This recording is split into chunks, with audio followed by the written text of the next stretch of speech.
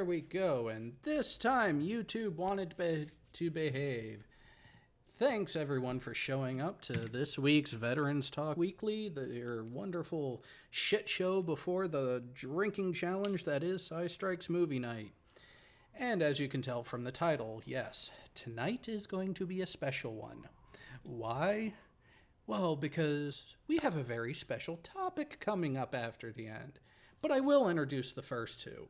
The first one is actually comparing the United States Veterans Administration to the really ambulance? Really EMS? Are you trying to run someone over here? God damn. But yeah, we're going to compare the U.S. Veterans Administration to how our friends in Europe and other parts of the EU take care of things.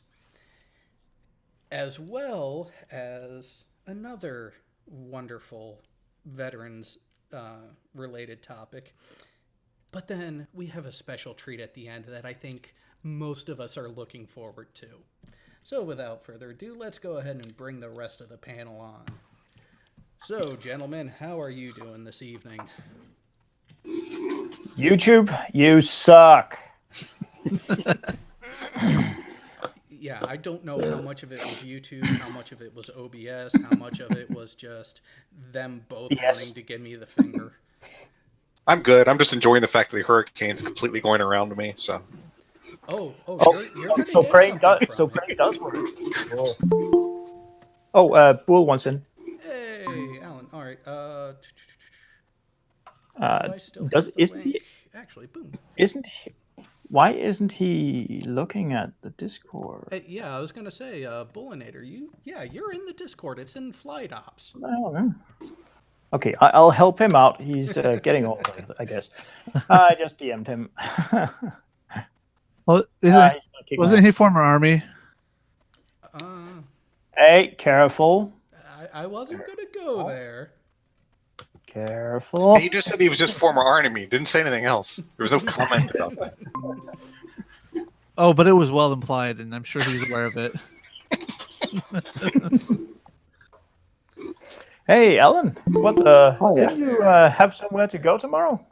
Yeah, but I was not asleep yet, so I thought I'd just drop in for the first bit. Right. Since it's a bit of discussion, kind of after my own heart, so to speak. Yeah. Mm-hmm.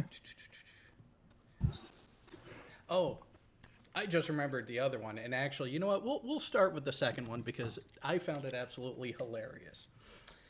So, everyone, especially the U.S. Veterans, how do you remember hearing about the potential for active duty service in the military?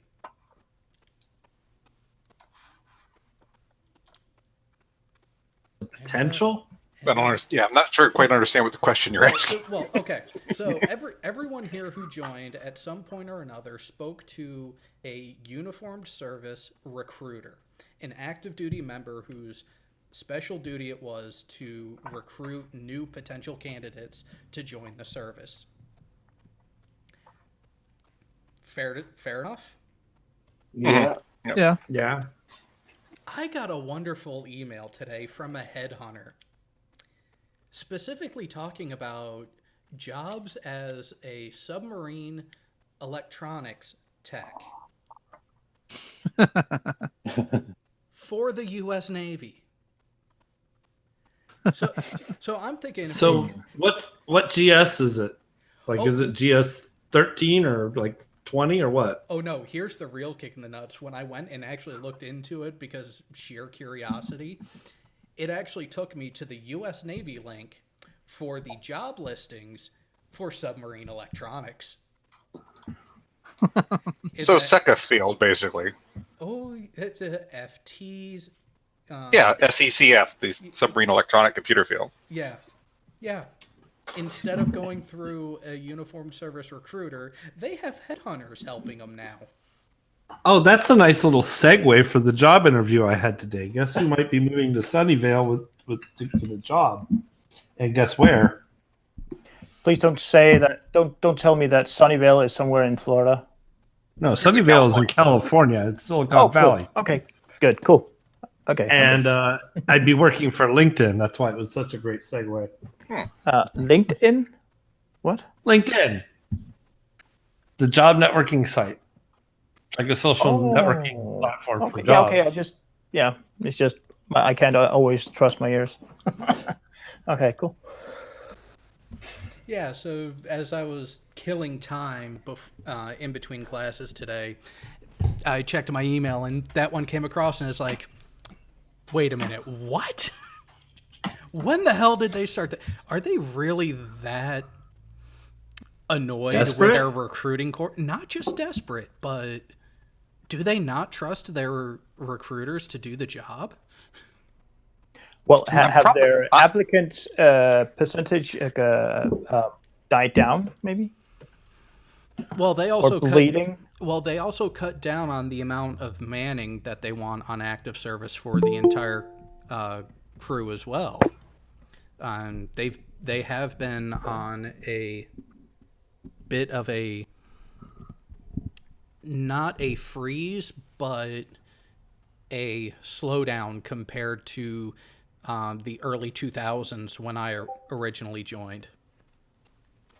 I wouldn't be surprised though, just because you mentioned it was submarine electronics that always kind of went in a cycle. It was running in a cycle back when I was in, where they would run through cycles where there would be undermanned and overmanned and undermanned and overmanned, because a lot of them were like me. We take our training and we left. Oh, it's the same thing on the aviation side. For my rate, when I joined, we were wide open up to third class, still pretty wide open up to E5, but then it was an absolute bottleneck to E6 and E7. Yeah, let's see. Oh, I was able to get into my e-benefits page, by the way, Jared. You were? All right, I'll have to check it after the stream then. I'm probably a bad one to ask about recruiting though, because I really a recruiter didn't hunt me. I went out and sought it out, and I'm second generation Navy, second generation submariner, multiple veterans in my family in the Air Force, Navy, Army. I was planning on going in at least for a tour. It was really not. They didn't have to. No one had to hunt me, basically. No one had to twist your arm. Well, it was the same thing with me. I mean, my father retired a chief, my grandfather retired a chief, my uncle retired a chief out of the reserves. There's been a lot of military service in my family, so I already knew where to go. It was just one of those things that struck me as like, they're using a headhunter? Yeah. And not just that, is they didn't think enough to realize that I'm not exactly eligible for active service right now. Well, yeah, the headhunter's not going to know that. The headhunter's not going to be privileged to that information. But still, don't they have computers and databases? And I mean, of course, I don't know how The headhunters are generally out there searching and looking at if people have LinkedIn postings and stuff like that, and or they post a resume. They're not necessarily privy to the age of the person. Oh, fair enough. I thought they were given lists of former soldiers that they could. It's obvious that it came up because Jared put that he had that job in the past. Well, yeah, and that's what I find funny is on my resume, it clearly shows that I'm prior Navy, and it even gives the dates that I was in. And you would think they'd put two and two together. It's like, wait a minute, he joined in 2002, he got out in 2008. Wait, and it's now 10 years later? Is he really going to be eligible at this point? Well, for this type of job, what's the maximum age you can have 35. when entering? Well, yeah, there's okay. there's the enlistment cutoffs, and then there's time and grade cutoffs, time and rank cutoffs, all kinds of shit. Even if I could re-enlist, I couldn't get it because I'm way past the time. Yeah, And yeah. and heck, it'd be a pay cut for you. Yeah. Oh yeah, because the highest you would go back in is an E3. Yeah, I'm You not could willing go to back do in that a again. grade lower than you came in. Yeah, and you left. Well, well, see if that's only if you are able to go back into the same rate you were before. Yeah, If, that's what I'm talking about. Yeah. if you cross rate, if they end up putting you in a different specialty, you start back at E3 Oh, yeah. because they're not going to give you push button E4 on it. Oh, true. Yeah, true about Right, right. Oh, godless heathen. Maybe you could be in a dad's army. Not sure which army that would be. I'm thinking Lad's That army. folded in 1944. Might have even been 43. Well, Alan, you know what Lad's army is, right? The TV show. I don't know if they still run it. Yeah, I've heard of Lad's Army. Yeah. I heard Dad's Army though. So Yeah, I know, but didn't they? I think I heard something about a program called Dad's Army, Well, where they did basically the same as Lad's Army, but it was young adults or older people. Sorry, but they were trying to get out of in their 19 crime. in 1940 they formed the Home Guard, which was basically people from sort of about 16 to enlistment, and those too old for enlistment, as basically a home defense force in case the Germans invaded. And my father was actually a member of that because he was in a reserved occupation. And I believe they disbanded it about 43 or 44 once it became pretty obvious that there was no longer any prospect of an invasion across the channel. But then there was, of course, the 1960s and 1970s comedy show called Dad's Army, set at a Home Guard unit on the South Coast, with such classic lines of "Don't tell him your name, Pike." Maybe we're not talking about the same thing. I mean, it was what I thought about as Lad's Army was not a comedy. That was it's an absolute classic British sitcom. It's incredibly famous in this. I mean, it's not the same as I was thinking about then. Okay, not the same thing you were thinking. No, I think it was a program produced by ITV where they take kids that are on a knife's edge between going to prison at some point. They just need a push in the right direction. Yeah, and they used this. I think it was ITV that produced it, but that was not even. I wouldn't call it a reality show because that makes my toes curl up. But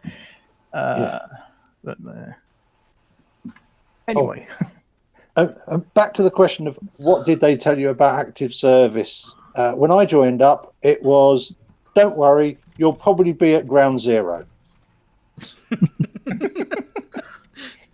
So if it goes notice. But it was 1983, and I was going to work on fixed, large, very powerful radars. Well, when I joined up, they told me I was never going to see a 113, and because everybody was using Humvees, and I was probably never going to be deployed. So what's the first thing that happened when I got to my unit? It was full of 113s, and we were being deployed. Okay. What's a 113? Armored personnel carrier. Okay. Yeah, you used back then you used the APC for as an ambulance. I still do. The vehicle was invented in Vietnam, and we're still using it. Yeah. No, but as an ambulance. Mm-hmm. Okay, the Danish army hasn't been using the APC for that for many years now. Well, we have Humvees. And we had Humvees then too, and we also had 5.57s, which are even older. 5.57. Yeah, they're like a tall version of the 113, but they don't have pivot steer. They're all brake steer. Ooh. Okay. Nasty business that. You want to turn right, you pull the right brake, and the track turns right. Eventually. Poor transmission. Well, no, if you throw that right track then into reverse, that's how you turn quickly. Well, you can't throw it into reverse because it's only the differential you're locking up at that point. Oh, that is retarded. Because that's the difference between brake and pivot, isn't it? Yeah, brake steer and pivot steer. Pivot steer is hydraulically. You can run the tracks in different Independent. directions. Yeah. Jeez. I can't even remember what generation of M113 we use in Denmark now. They're still around. I think it's Mark 5, 3. I can't remember. Well, yeah, they have made some advances, mostly to the drivetrain. Yeah, I mean, I've spent many hours in a Generation 3 being shaken around. But the heaters in those things, and falling over once. heaters in those things just fucking boil you out of your skin. They're great. But the good thing is they have 2 settings. Well, that's the Hell- bad thing is hell off, Yeah. hot as fuck, and you're gonna freeze your ass off. Oh, yeah. Those are the settings. And of course, they're burning the diesel, which is your fuel too. So it's not like they take their engine heat and use it. No. We got a diesel Oh, that heater. would be too easy. Yeah. Got a fuel oil burner.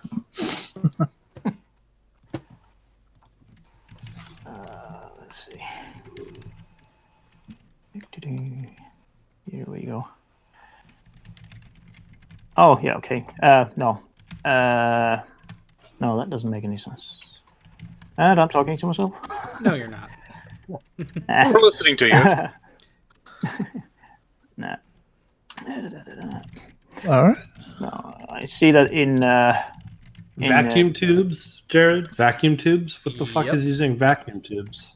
they're called valves. Thank you. Valves. I know what they Yes, are. they're valves. No, Valves. these are I know- actual I know what gated the- vacuum tubes. They're No, they're utilized. valves. The British call vacuum tubes valves. It's Yes. No. different The languages. English- It's okay. The English use the English language to say valve in English. Yes. Yeah.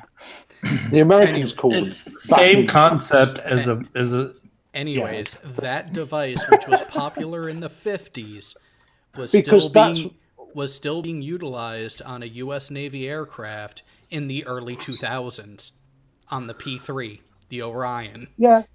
Yeah. Oh, it God. was, to be honest, most military, even now, most military primary radar systems are still using a thermionic valve as the output stage to the transmitter.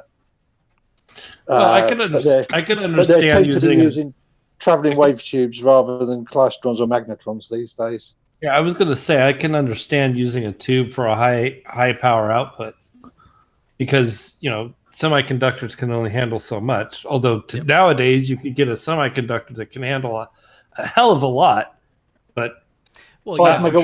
transmission. Not Yeah. for transmission usually. Well, and that's the thing is one of the other systems that actually used devices that were almost the size of my fist.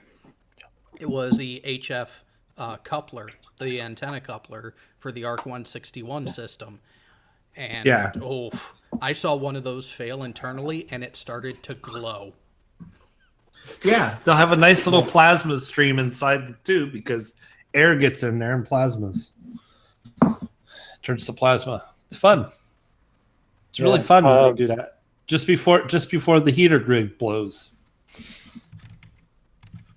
In the 50s in the UK, there was a kids comic program, kids comic called Dan Dare, and the evil alien was called the Mekong because he had a big tall head, and we had a mercury arc rectifier in one of the radars that was known as the Mekong, and being a mercury arc rectifier, it glowed purple, and you had to view it through a UV resistant silica glass little observation window. No, that reminds me Because of otherwise a channel.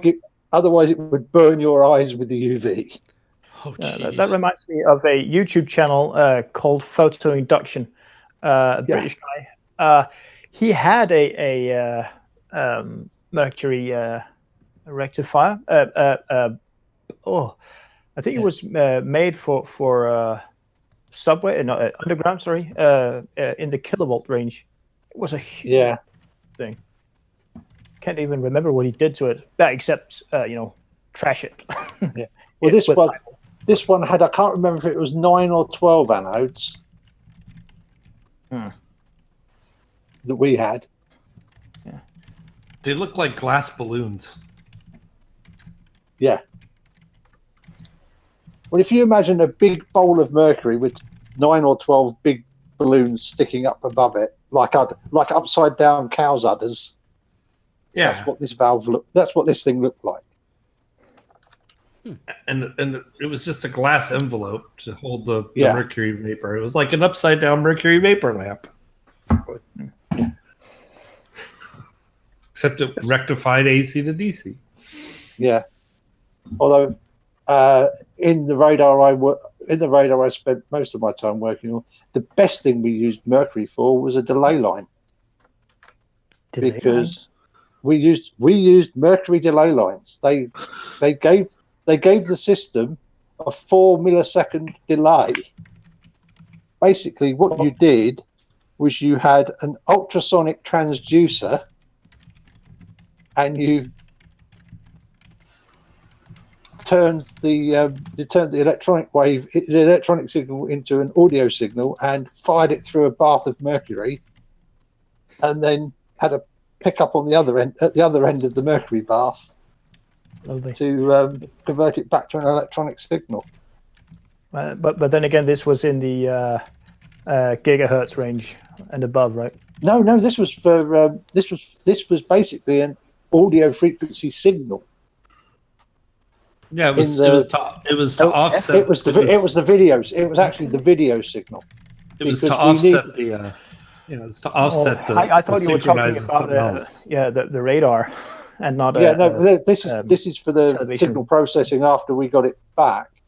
Basically, it was to delay the video signal by 1 pulse repetition frequency, so that you could check that you had a signal at the same timing on both PRFs, so that you could remove noise but not remove signal.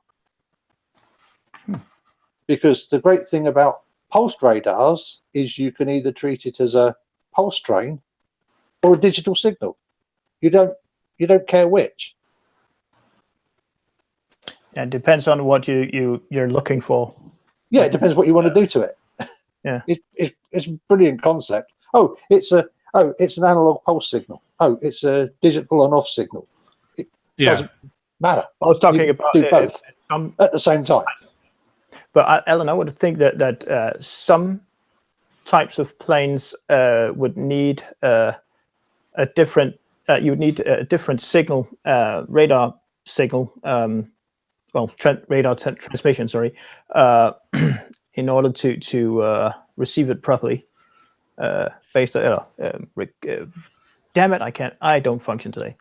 Compared to other airplanes, maybe not because of speed, but because of radar return loss. If you had once you get down to wavelengths in the 10 centimeter band, it's small enough in relation to an aircraft that an aircraft is generally going to have big enough bits on it that you will get returns off of it.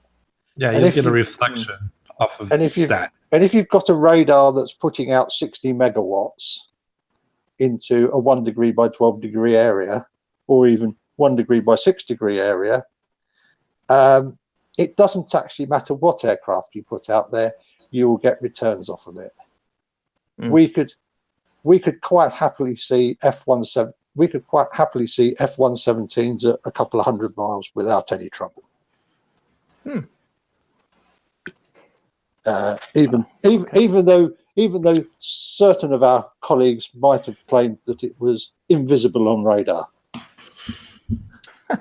Yeah, except that the fact that stealth is not about making a plane invisible. It's about drastically reducing, what do you call it? It's Radar drastic- cross-section. Yeah. Radar cross. Yeah, exactly. But when you put 60 megawatts out in a 1 by 6 degree beam, Yeah, good luck. radar cross section doesn't really matter. No, you could probably power a torch if you had the right dipole at, I don't know, 100 kilometers. It's, you know, I wouldn't want to be in that area though. on one occasion while doing ground defense training, one of the RAF regiment instructors decided that he would have us drag a stretcher around the site with a dummy on it.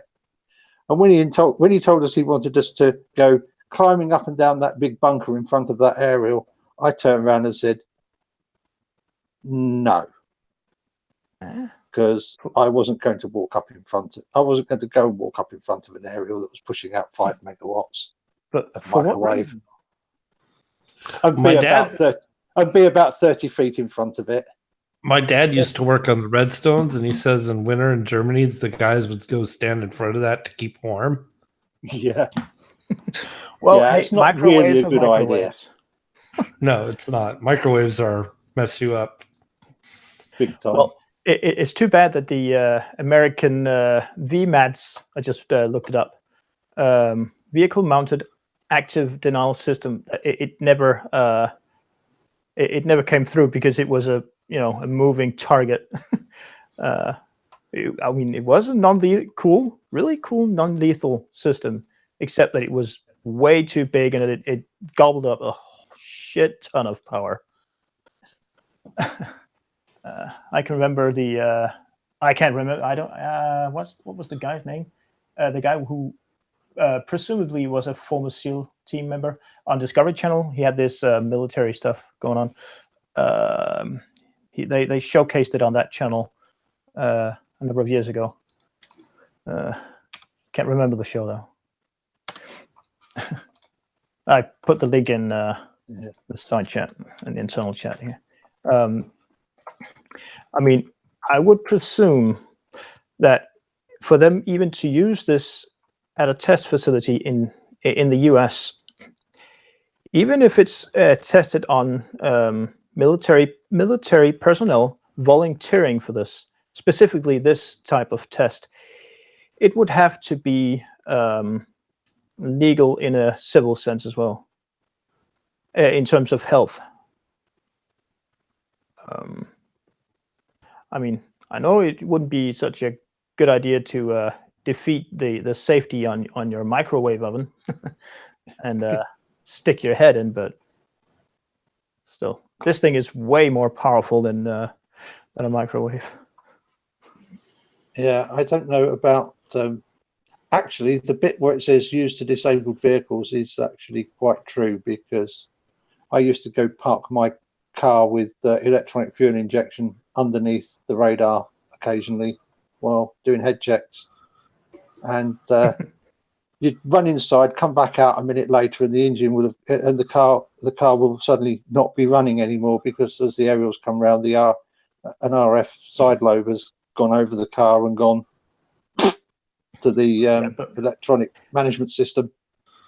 Yeah, but did you just reboot and it would still work, or? You, as long as you didn't try to restart it while the side lobe was actually traveling over the car, it'd be fine. Ah, right, okay. So yeah, that was Bosch L-Jetronic fuel injection. Well, I would say that most cars today, I mean, there isn't a car on the road today, in the Western world at least, that isn't equipped with a computer, that wouldn't work without the computer. I've always thought about one of these. It was also on this Discovery Channel program as well, a couple of years ago, with the not electronic countermeasures, but what would you call that? Offensive weapons using EMPs. Yeah. Just what they showed in that program was, to me at that time anyway, was ridiculous, unrealistic. But the idea itself, I mean, it's very people are vulnerable in terms of electronics today. Oh yeah. The biggest problem, as the Americans kind of found out with using EMP, is it'll kill everybody's satellites. So you can't really. It's not very controllable. You know, you said Exactly, that's the problem. Mm-hmm. I mean, you could have stuff shielded against it, but it's And you Yeah, can, the and thing you is, can use valve technology to make your electronics hardened. Yeah, Right, but, because a I mean, MOSFET is toast. Yeah, where a valve isn't. yeah, and the thing is, the sun's the sun's mood hasn't changed. I mean, it hasn't gotten more angry lately, but I mean, it has taken out what was it? In the 90s, I think it was, taken out one satellite that eventually crashed safely, though, and at the same time, it knocked out big parts of Canada and some of the US as well, the power grid. I mean, it's not unlikely that someday we will get hit right on the nose with a CME from the sun, carrying with it the equivalent of a massive EMP, and we would have to start from scratch practically. Well, I think that's what they said about the the big what was it? I can't remember. I think no, I lost my train of thought again. One advantage with CMEs over other forms of EMP is that at least we get a couple of hours notice. So as long as you actually turn everything off and depower it all, most of your electronics should actually survive that. If it's not powered up, it's really unlikely to kill it. Well, in terms of shit coming from the sun that would destroy electronics, you could be lucky and you would wait for a couple of minutes, but also you could be very unlucky, and it'll be on our doorstep before we even notice it. Well, we've got stuff looking for the giveaways for CME coming out, and it takes long enough to get here. I can't remember the last one. Yeah, whatever the satellite is that watches. We'd have heads up notice, yeah. So. Yeah, but the thing is, a solar storm doesn't have the speed varies. I mean, it's not like I just saw one of Jared's previous videos. Oh dear. No, it's not like the light coming from the sun. The speed of the solar wind changes. So a CME could move very slowly, but it could also move very fast indeed. I don't know what the theoretical maximum. It's going to take at least 8 minutes to get here. But that's true. That's true. But there again, well, but it's not going to help. Yeah, it's solid objects. Oh, come on. Yeah, it's actually significant. It's going to take a lot more than 8 minutes. I mean, even at the fastest, it's going to take a lot more than 8 minutes. Yeah. So. Well, and even then, guys, actually, it's not even going to take that long because the sun is closer than that. Come on now. Oh, yeah, of course, yes. Of course, it's 3,000 miles away, isn't it? It's only 3,000 miles. Yeah. Maybe it magically changes size, so it always looks the same size, no matter how far away it is. Yeah. Oh, isn't that personal sun or something? Yeah. Yeah, we all have our own. Is that personal sun theory? Remember to change your batteries in your personal sun. You don't want to know. Everybody has their own horizon. That I've heard from Yeah. Jared, I think. Personal Horizons, Yikes. personal Suns and Moons. Mhm. Well, it's all just a Technically- simulation, anyways. Technically, everyone's horizon is personal. We all see it differently because we all see differently. Yeah, We're all but the thing standing is that We're all stood in a different place. Yeah, I know. but the horizon Yeah. rises to eye level for everybody. Yeah, right. No, the reason it centers in your vision is because you're looking at it and you have muscles in your eye. Yeah, What a concept. yeah, Funny yeah. that. Yeah, our eyes are gimbaled for some bloody reason. It's stupid, isn't it?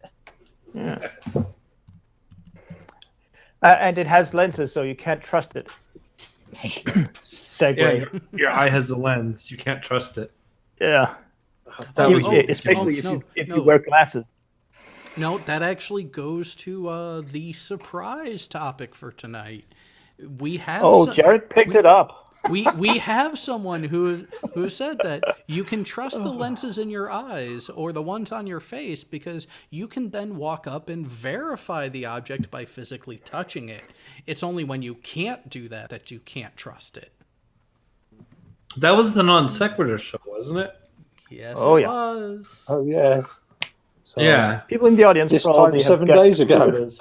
Yeah, it was like last week. So It was last Friday, and he has been so fucking butthurt since. Ooh, did anyone manage to download his video before? Yeah, he took it down / it was taken down. Wait, which one? Well, I just remembered. I can't remember where, but somebody Because said, I didn't even see it. It was taken down. So I'm not sure which one. I think it was in the live chat of the your live stream before something went wrong and you had to yeah, take it so off. I'm not sure. I have calling out the Dunning-Kruger trolls saved and available. The butthurt and humiliation of me, which I'm not humiliated and I'm not butthurt either. The butthurt and humiliation of Steve, the Dunning-Kruger zone, and also I don't think Steve's butthurt or humiliated either. No. Oh, Why- come on. Why Really would is. we be? Hello, I gentlemen. talked to Steve on a regular Hey, basis. Skeptic. Wait. What the fuck Hey, was that? Who the fuck was that? Who the fuck said that? Yeah, I can only be briefly say hi, and I'll be back on in about 45 minutes. Hey. But, The I Platoon know 5th lots is of- alive. Woohoo! Yeah. I got some interesting news to tell you guys. So I'll be back on in about 45 minutes. I just wanted to say hi and let you know that I'm still alive. Okay, I'm starting the timer. Hey, what are you talking about? Why would Steve be butthurt about anything? Oh, did you not watch the debate last week that I moderated? Oh, yeah. But You were in the chat as well. Yeah, I know. yeah. yeah, I'll watch it. Yeah, Southern Israelite, it had a lot of sad going on, and I have all the videos saved locally, so All right. this is... Well, I'll need a link to those, Jared. Hey, I have to I go. want My to- customers, I have to go. Okay, Okay. everyone be quiet. Why are you whispering? We quiet. Why are we?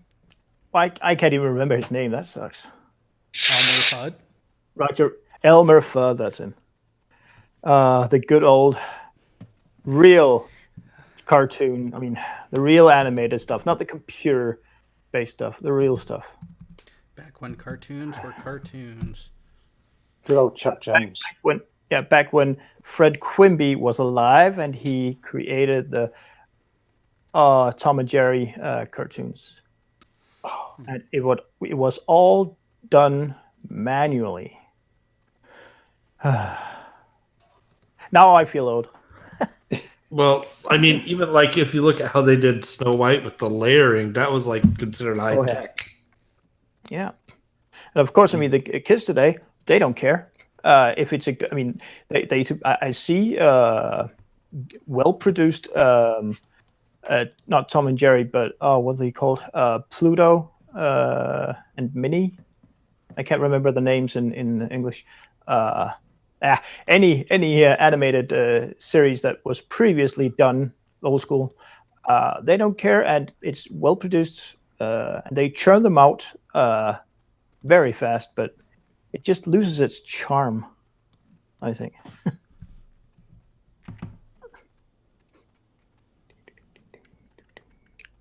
One of my favorite producers was Hanna-Barbera. As long as Flintstones, Jetsons. Yeah. What? Flintstones and Jetsons? Yeah, That the was Flintstones- Hanna-Barbera too? That was Yeah, that was Hanna-Barbera. Yeah. I only remember Hanna-Barbera for one thing. That was Donald Duck. No, it wasn't. That, Donald Duck is Duck Disney. Disney. Yeah, but hang on. Wasn't Really? Am I really Hanna-Barbera? that bad? Yeah, you Really? are. I just. Oh, you know what? I'm thinking about DuckTales. That's Disney too. That's still Yeah. Disney. Calm down. Was it always Disney? Yes. Yes. Yes. Crap. It's just a 1 hour segment on national TV here every Friday or something. I'm not sure, or Sunday, not sure. And it had a mix of Donald Duck, Pluto, and his girlfriend Olive or whatever it was, can't remember. And Dr. No, you're thinking. You're thinking Bluto Popeye, is what you're thinking of. Yeah. Well, We're not talking about not sure olive oil and blue. It's not Pluto, it's Bluto with a B. Yeah. No, I'm talking about. He's called Fedtmule in Danish. Donald Duck's friend, who's a dog. Goofy. Goofy. I just don't know. Sometimes it sucks when they translate names as well. It's Oh yeah, got it. Disney gets complicated because Goofy is a humanized dog, but Pluto is a dog. Yeah, Mickey has a dog named Pluto and a that's right. friend named Goofy who's a dog. Yeah. Well, and not to mention Bluto, the big guy, who is also a dog. A different kind of dog, but yeah. They're all the dog kind. Yeah. But not Yeah, Pete all the of them cat. were kind. Yeah.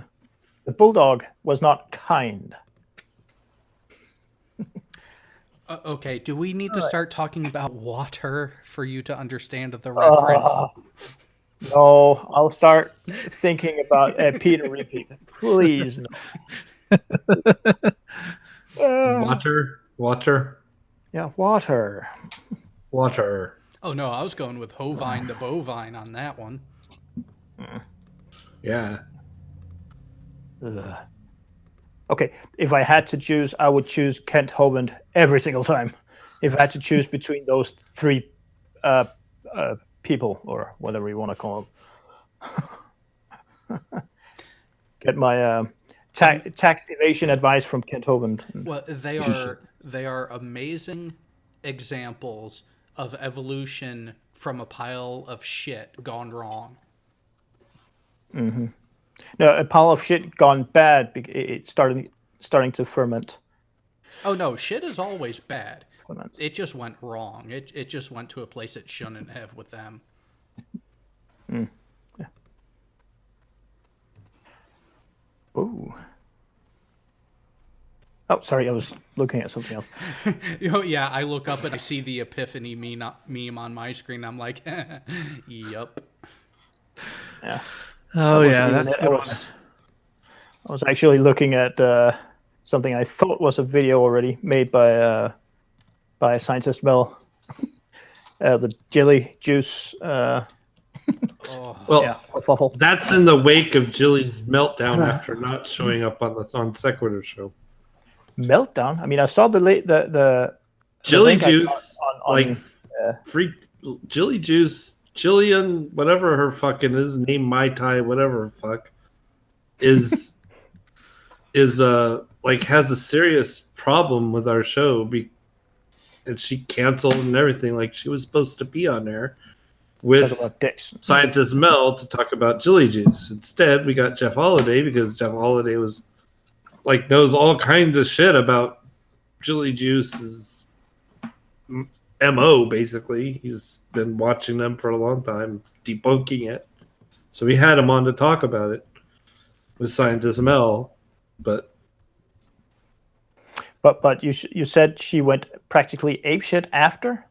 Oh, Well, yeah, she hasn't let it go. It's been all over Twitter. Jilly Juice doesn't understand that she made herself look bad by backing out of the show. Too bad I didn't. Too bad I didn't approve your access to the screenshots I took. I would have loved it to see those that chat 2 hours before the show, where she was. Well, the only reason I didn't on the screen. the only reason I didn't bring it up is because it was like they had already brought up all that stuff. So Yeah, I know, but I would just have loved seeing it there, so people could see how she backed out. So it wasn't just hearsay or whatever. well, her exact words were "Get thee behind me, Satan." Yeah, but I'm not even sure if she said anything else in those comments before I came on and gave you those screenshots. well, and here's the thing. She went to her Facebook page, did a Facebook Live, and said, I saw all these comments in the live chat hours before we were due to go live, and I'm not going to be part of that. She gave that as the reason why she wasn't doing it, why she backed out. So, Well, and that's because Jeff made a comment in there, and she knows who Jeff is. Like I have no prior she knowledge. was on Dr. Phil with Jeff Holiday, and both of them were basically Dr. Phil made her look like an idiot, and that's pretty bad because Dr. Phil's kind of an idiot. Okay, I have no prior knowledge of Gillian Epperly, as she's called, but Jeff Holiday, he seems to be a nice enough guy to be respectful and calm. Hasn't he been that way? Yeah, I mean he's not really, other shows. he's not particularly an excitable guy. You go watch YouTube Saints. Go watch any of his other stuff. He's not like Jackass or anything. Yeah. He's not a jackass per se. He's just well, but she wants to live in an echo chamber. And Well, yeah. I will admit that on Scientist Mel's Discord channel, I did float a suggestion out there. Well, it was a question, really, where I asked, would it be wrong to float the suggestion to her to add in a massive amount of pulverized almonds into her juice regimen and tell her it's because of the added protein, not because of the cyanide dose that it would give her? But then someone came back with a proper response to that, why we shouldn't make that suggestion, is because without even trying it, she would start spreading that to other people, and someone else would die from cyanide poisoning. yeah. But then again, how many metric tons of that stuff would you need to inhale to intake? To kill you, Yeah. a lot, but it's cumulative too. It's not like breathing. It doesn't disappear if you stop breathing. It's in your blood. Exactly. Yeah, I'd rather die from drinking dihydrogen monoxide. Yeah, Rather die that way. exactly. Yeah. That at least it takes 40 to 80 years for most people to Yeah. die of that problem. It's definitely a cumulative effect though. Oh yeah, you'll definitely die of something. Well, you can drink too much water dihydrogen monoxide, that you actually get dihydrogen monoxide toxicity. Yeah, if you strip Yeah, too but- many of the electrolytes and salt from your system. But that's really hard to do unless you're Yeah. not eating in a desert and sweating and all you have is water. If you That had to could be happen. technical, And lots if- and lots of it. Yeah. you Yeah. could potentially, I think, drink enough water so that you cannot what do you call it? You can't absorb protein from the food you also eat. It's too watered down. Yeah. But I have no idea. But yeah. Man, this is some weird ass segue. Hey, That's we're just, impressive. We are just that damn good. Yeah. Well, that's one way of calling it. So, yeah, Non Sequitur got their streaming privileges suspended for 3 months for a copyright strike. Yeah, that's the weird thing. I mean, first of all, it cannot possibly be a copyright strike unless it was, content. Some of the in the video, not just the title alone. Well, and that's the thing. That would be a false DMCA claim, which should. It's going to be, but the gray area, from my understanding, that it fell under is that while the title is the same, and that's ultimately what sparked it, the subject matter was the same in that they were talking about the same location, and that was in the title of it. But so what? Like, I could sit there and talk about Atlanta or Atlantis, but that doesn't mean Universal Studios has a right to me because they produced the movie Atlanta or Stargate, and when there was a Stargate Atlantis, it just doesn't follow. And I do believe there's something called transformative content. Is it? I think it's called, where you can take a video from a movie or whatever. Doesn't matter what, as long as you're reviewing it, we're you're commenting using on it it. for, then it is legal. So this is nothing more than a false DMCA. It's false Who got hit with DMCA. false? It falls under fair use. Who Yeah, got but hit with a the false? problem- Who got hit with the DMCA? The non The Non Sequitur sequitur. show. Well, now here's the thing, and here's what I said to Stephen Kyle in Hangouts right after I found out about it is, and this is me in my sarcastic, joking tone. Careful talking about the Battle of Midway, everyone. There's a movie with that title. Seriously, fucking assholes. What? Yeah, Why did it's they just- get hit? On what show did they get hit? The Lost City of Z, the one from yesterday, basically. Oh, what? And because there's a studio. What is the studio? What is the name of the damn studio? I forget. I don't even remember. Because Studio they don't Canal. fucking matter. It's No, Studio it's Canal. Studio Canal, has UK in has this a case. movie called The Lost City of Z. They have a movie Exact same. put out called The Lost City of Z, which was the title of our video because we were talking about the real Lost City of Z. We weren't talking about their fucking movie. We didn't take clips from their fucking movie. But Did God y'all forbid already- the title did y'all- be the same. Did y'all already file the false DMC? Oh, I'm Or sure. DMCA. Yeah, Kyle did, and Twitter went nuts over it too. To as far as people were like, "This is ridiculous, YouTube. Get off your ass and fix it, YouTube." I don't expect us to be down very long. I really don't. But it's But- still Wow. bullshit. It is stupid. It's stupid shit. Yeah. But what I would really like to know, though, it's probably hard to do it, but what sparked the copyright strike? I mean, I know that The name. Google Analytics. Yeah, but the thing is, Google Analytics. If you have, if you're a big movie producer or music producer or whatever, a big company, you can sign some kind of contract and pay money to have all content scanned for content for what do you call it? Yeah, and Studio Copyrighted Canal content? does it. Yeah. Studio Canal does it. The name The match. thing is, the name, but not the content. That's the weird thing. Well, they don't have to go into the content. They saw that the name was in there, and they made an assumption, Yeah. and they hit the DMCA button.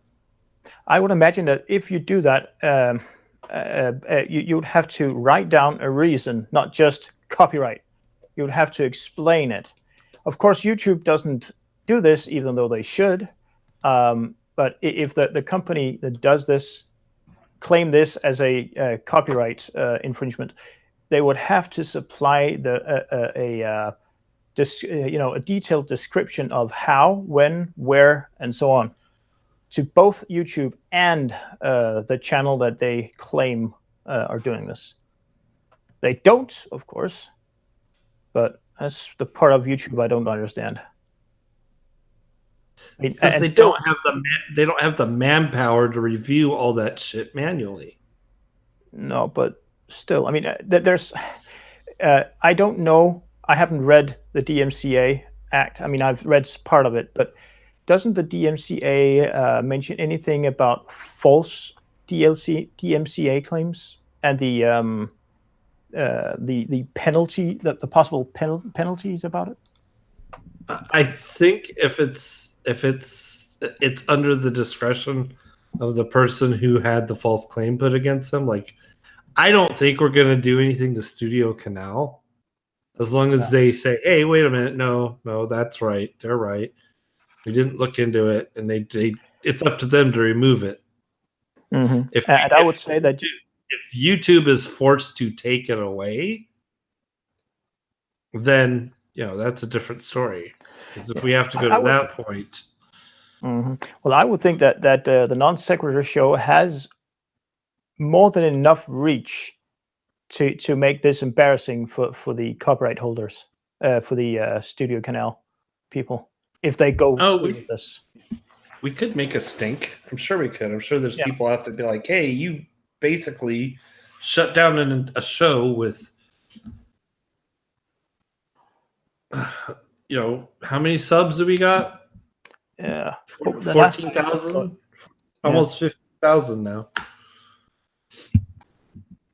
Yeah, I mean, I don't see any point in suing anyone over this type of thing. And it would take a lot of money too.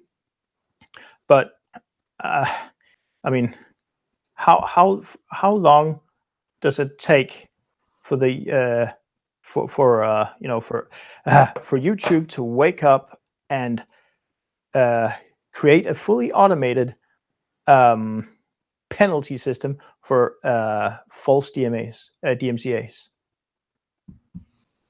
I mean, I know that people that for example, Fisty Splinters or Christy Winters, she had made, and she's bragged about it too, false DMCA claims more than once towards a specific person or that person's YouTube channel. Repeat false DMCAs should be penalized automatically. Yeah, I don't know if they do. That they don't, and it's very rare that it would happen. I think. Hope. Well, yeah, if somebody keeps making false DMCAs, I'm sure it's gonna eventually come back. But there's already a pretty severe penalty if YouTube has to keep fixing it. Yeah. For the person making all the claims. Yeah. I'm not sure if you could call it a good thing or not, but for example, I won't name any names, but a certain YouTuber a good while ago took the Knight Rider theme music, theme song, the title sequence, and this guy also more or less repeated the title sequence, filming his car, in this case on a beach and all that stuff. To some degree, I find it puzzling that I am not able to say, "Hey, hang on, do the copyright holders know about this stuff?" And then report it, and then go through the process without being the copyright holder myself to report it. I can't. There's no function for that. I would imagine that if there was such a function, YouTube would be inundated with claims. Oh yeah. But I mean, like even my latest video that I posted, Ode to Jade, like I have the entire song, the entire song "Bridge Over Troubled Water" by Simon and Garfunkel is the audio track. So yeah, I've got a copyright mark, but they're letting me use the song for this video. Right. They're going to monetize the video. If they'll monetize it, they get the money. I don't, and I don't care because it's for Jade West. That's another thing. I would imagine that in that case, it's automatically flagged, and a lawyer or a representative of the copyright holder just takes a look at the video and says, "Oh, is that kind of video? Okay, fair enough. Keep it up. We take the money, and that's all." if it was somebody trying to discredit the copyright holder, I would think that they would tell you to take it down. I hope that was a manual process by a representative of the copyright holders. Well, no, like they will sit there. It gets flagged by YouTube because YouTube can hear the audio and compare it to their own audio version of the song, which they have copyrighted material. There's like a signature that goes along with it, right? So yeah, it's basic pattern recognition, actually. Yeah. Right, and so they flag it. They notify the copyright owner, and the copyright owner tells YouTube what the fuck to do. Do you want to file a strike? No. You don't think it's a paid subscription API sort of thing? I don't know. I haven't looked into it. I would hope so. I hope so for YouTube's sake. Yeah. I don't think so. YouTube's really pretty much advertising, but trying to become a television station, more or less. A TV provider, sorry. Well, yeah, but or they did. It's not making money for Google. That's for damn sure. Google's losing money on YouTube. The only reason they keep it up is people would be up in arms if they shut it down. You think so? Yes. I would think they are still raking in money. No, they've been cash negative for a while. What is Alphabet thinking, I wonder? Because you can't look at the business unit as a whole is losing money, but what it contributes to the rest of the business as side income on other products like Hangouts, etc., and people just liking Google in general makes up for that. If they dropped the YouTube product, then there would be a big problem. A lot of people would basically boycott Google at that point.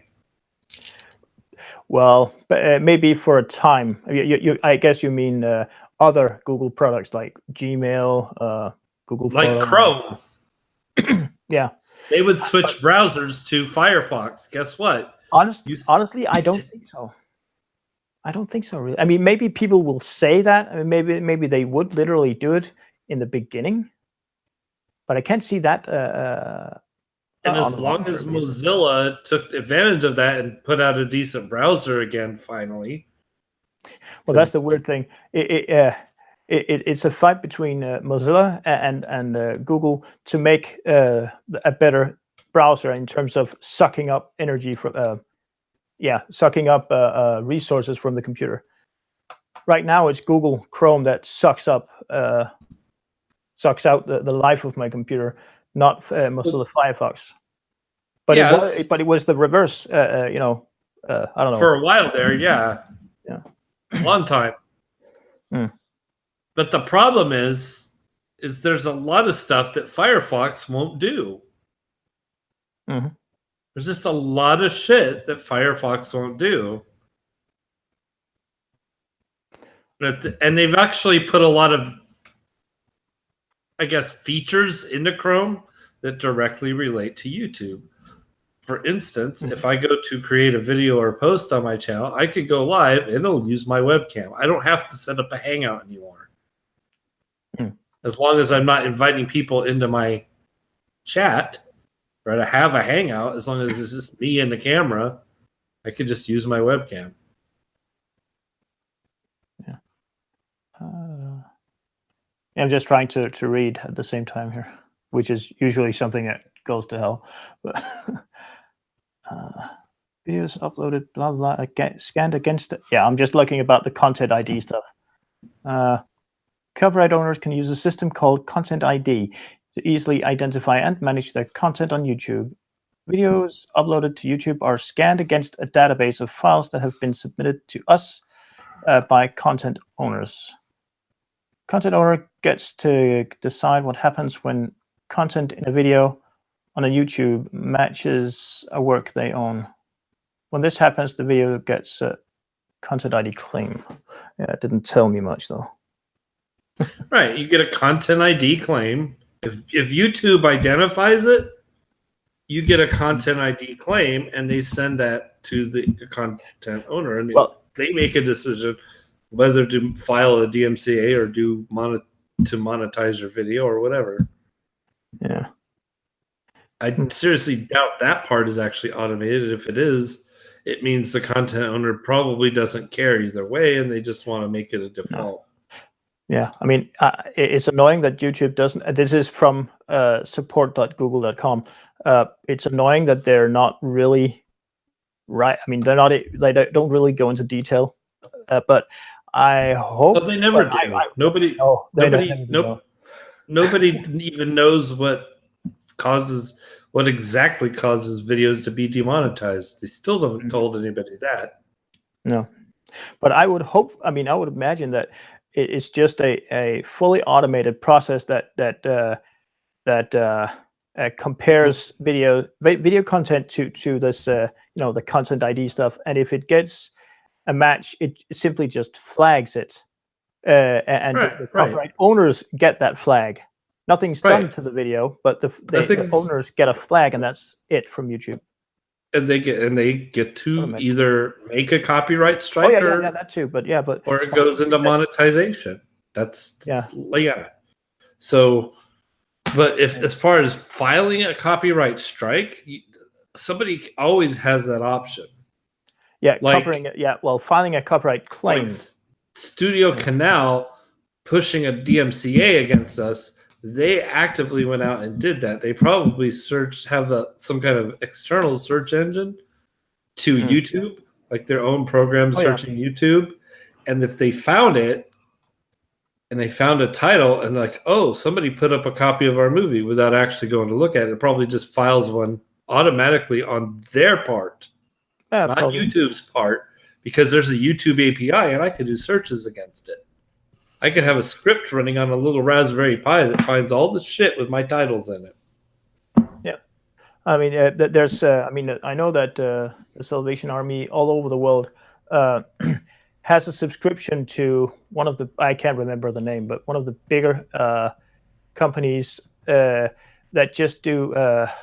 Let's see. It's a bit like AdSense on a website.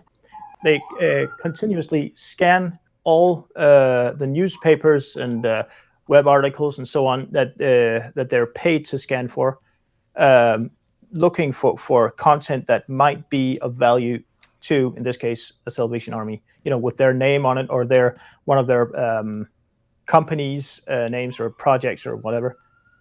I would imagine it's the same thing here. It's just a matter of what you pay for. Isn't it always a matter of what you pay for? Well, if it's based in the US, yes. And that was meant in a non-derogatory way, by the way. Oh, I know, which actually goes into one of the topics I wanted to bring up before when it came to the VA and veterans benefits and that website issue is how much of a headache is it for you guys in the European part of the world to actually get the benefits for, say, service-related issues? Well, I would need to have you explain what you mean by services. Injuries. Combat injuries, service members being injured. Well, I live in a country with universal health care, so that part is covered 100%. Automatically. Right. In other words, it doesn't make any difference if you're a service member or not. Exactly. If I have an injury, I have an injury.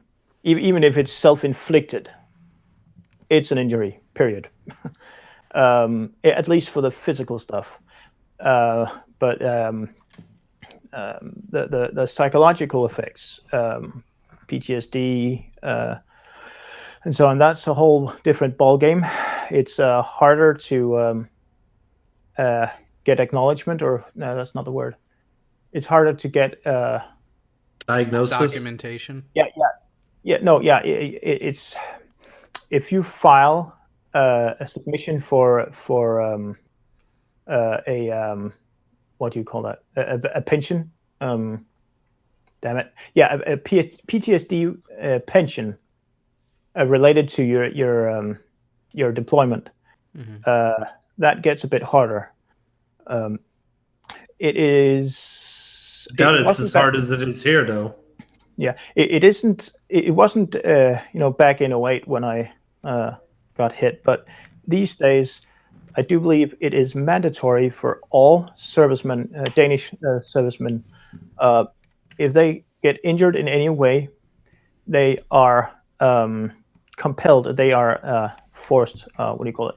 Yeah, they're ordered to talk to a psychiatrist, so that the psychiatrist can ascertain whether or not that the guy he's talking to needs help or has issues, or may get issues down the line. If you get through that, and both parties don't see any problems, but later something just all of a sudden asserts itself. Later onset. Yeah, then it can be a battle. I mean, one of my good friends was deployed with me. When he got home, he was in a Piranha armored vehicle. I can't remember what it was. I can't remember what we were doing, but it was after I got home. But they struck a VBID. Yeah, VBID. An IED hidden in a car. It was. I mean, the trunk was the vehicle-borne IED. Yeah, the trunk was full to the brim with ANFO. And they got knocked around a lot. Everybody survived. Everybody. I mean, the worst injury was a black eye and scratches in terms of physical things. But and he had a sore back for a couple of months, but other than that, he was fine. But when he came home, things had changed a lot. His husband, he practically didn't know him, and they've actually ended up getting divorced too. But he finally realized, okay, I need some help here. He fought for 2-3 years, I think, to get his injury acknowledged. Well, the VAs acknowledge my injuries, but they're not my conditions and injuries to the fullest extent that they will. They acknowledge other things that are disabilities, but they're not related. So it's on record that I have those conditions, which will probably make it easier for me to go through Social Security, but that's going to take years. Mm-hmm. I will have to do that. I've heard Steve McRae use that term before, the VA. Veterans Affairs. Yeah, it's just a non-government organization helping out people. No, it's a government. It's government. Yeah, so the government. Yeah, so the VA is a government agency that manages all the care and benefits, both monetary and non-monetary, for service members after they leave active duty, or unless they properly retire, in which case they get TRICARE for life, which allows them to use the military healthcare system. Yep. But I was sticking with just the VA side of it. There is an organization that is not a government agency that is there to help act as an advocate, and this is where the acronyms get confusing, because that organization, their acronym is the DAV, the Disabled American Veterans, which I'm utilizing them and their help for the issue with my back, because a similar thing. The VA is saying, well, yeah, we're acknowledging you did something to your back, but we're rating you a 0. 0% loss of... Exactly. Now, mind you, I have a sciatic nerve issue from this hernia, from this injury, that I've gone through 2 cortisone treatments now and am trying to hear back from the doctor to schedule the 3rd one. And if the 3rd one doesn't do the trick, then I'm looking at surgery. Lovely. But it doesn't impact my life at all. Not enough to where they need to bump up my disability rating. Yeah, but then again, an operation would potentially relieve you of the constant use of meds, pain medication, right? I'm doing Potentially. I'm doing physical treatment, not medication. So I'm actually Oh. toughing it out in that way, but I'm still consistently receiving care for it. And I have had a reduction in my flexibility. I've had to change things physically in my behavior as a result of this. Okay, so what you're saying is that you're keeping the brunt of it at bay with the physical exercise and physical therapy. Physical therapy, breathing techniques, and the fact that if they were to prescribe me something, it would be an opioid. And while I don't have the adverse reactions to them, I do not want to form a dependency. No, that's the problem I have. Well, I should say at least have had for a while now. Trying to get rid of it though. My issue is, yes, there is a gym very close to me, and I would have no problem whatsoever getting that paid for, by the healthcare system, to go down there for free. But it's a matter of actually getting it done. Mm-hmm. I mean, in the beginning, when I got home and I got through my second knee surgery, I did a decent job of keeping up my exercise. Just taking a standard 0012 ammo box and fill it up with rocks, using that as a weight, just tying it to my ankle and just lifting that sucker up. And basic stuff like that, and that helped. But I started doing it less and less, which is a big part of my main issues now. I just can't get myself to do it. I mean, when I lived in Copenhagen, it wasn't a problem because I had some friends in Copenhagen who had similar issues. Most of them soldiers, but not all of them. It was easy because it was just, okay. Oh, hi, John. Okay, yeah, okay. We'll go now. Okay. There's no, there wasn't any. Oh, hey, do you want to go get a walk? Go for a walk or for a run or anything? No, it's okay. We're leaving. No questions asked. It's just we are leaving. As a motivation. Yeah. But I don't have that here anymore. So, yeah. Yeah. Go ahead. Go on. No, it's a matter of the limited amount of energy, mental energy I have every day. I mean, physical. I mean, yeah, I have to move. If I don't get to move around, I'll go nuts. That's not the problem. The problem is my ability to concentrate over an extended period of time. Ugh, that sucks. And I tend to get frustrated, and every now and then I get really pissed off. And it isn't too long ago that I did that with GeoStreber's video, the audio for Sean. Okay, yeah. I was going through that stuff. I ended up, getting pissed off at my lack of ability to concentrate, in order to make to finish it.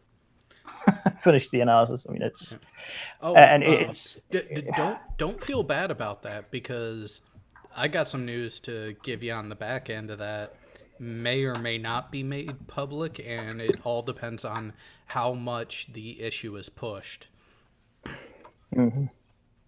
But let's just say that this news that Sean told me involves the letters PhD.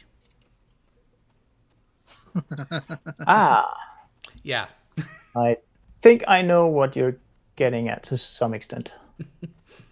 But Oh, cool.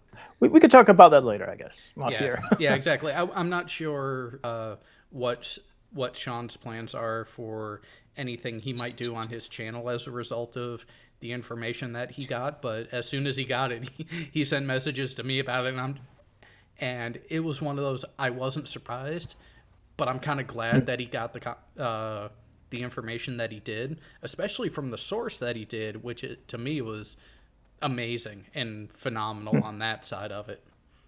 Yeah, someone in our community as well, or someone No. external? Completely external. Oh, cool.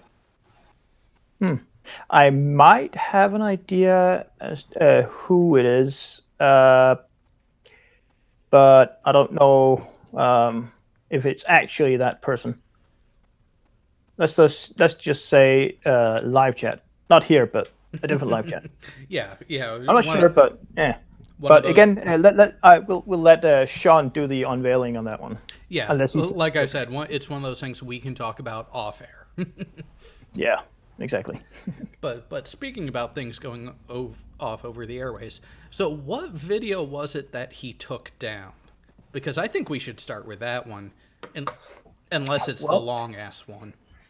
Well, thankfully, I have only seen one of his Southern Israelites videos ever, and I didn't see the whole thing. I just got, what the fuck, beep, gone. I didn't want to watch anymore. No. It was I could feel myself getting more and more angry and blood pressure rising. So so I haven't seen it myself. It was on a Twitter feed that I noticed someone saying, he already took it down. I didn't get to see it myself. All right. Well, So, here's.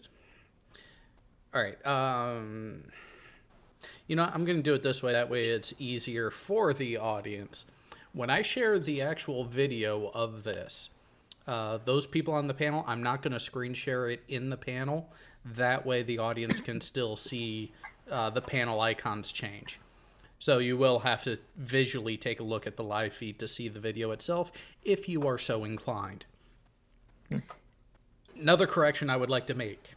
On this channel, from this day forward, the name is not Southern Israelite. It's either Southern Dipshit or Southern Fuckstick. It all depends on how retarded he's being. I can go with that. System error. What system error? Oh, I was just looking at the live feed. Eh? Goes Oh, to system. a screenshot. Yeah. Not an actual, I didn't catch the whole thing though. But are you looking at the old live feed link still? Maybe because they had to replace No. it. Yeah, I Oh, replaced the old one with the new one to get it to work. So, and it says that we are live and transmitting fine on that end. No, I'm still. you are still live. Let's see what Yeah, it says. I know you're- It's a I know you're live. It's- It was Mel just Thompson one of the or something. pictures. One of the pictures Oh. says, Oh, I know what you're talking about. Then, yeah. Oh, okay. You had me don't worried get there. don't get it twisted. Your live feed is still running. Oh, okay. It's just YouTube has me on edge about that every now and then, especially when it decides that it doesn't want to start right away. So, of those videos, I say we start with a short one that's only 1 minute and 35 seconds long.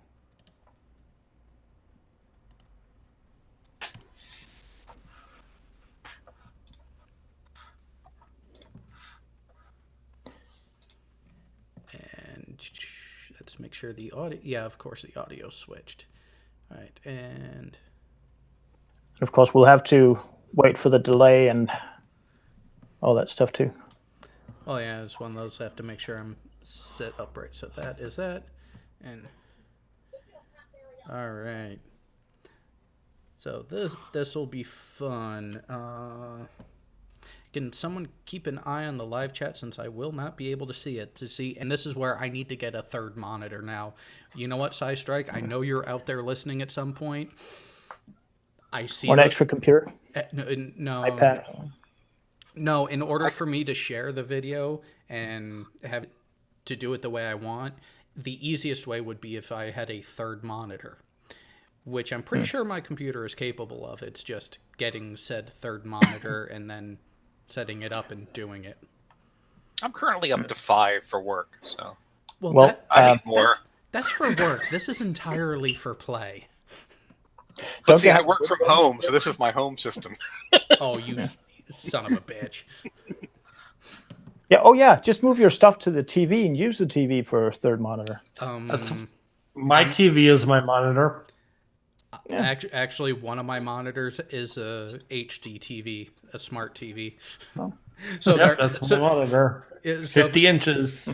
Yeah, so there will be times I'll be doing something on the main screen, and I'll just go ahead and flip over to like Hulu or Netflix on the other. But anyways, let's go ahead and get on with the stupid.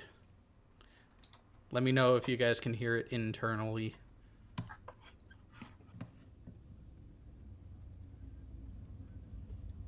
That would be yes. Sadly, yes. Sadly, we can.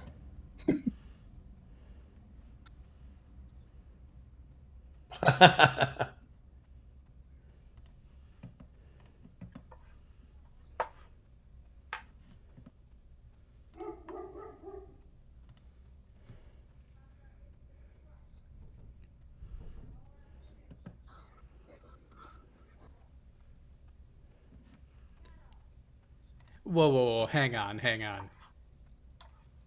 Now, who was the one who named logical fallacies the most during that debate last week? I think it was Southern Israelite. Pretty sure it was Southern Israelite.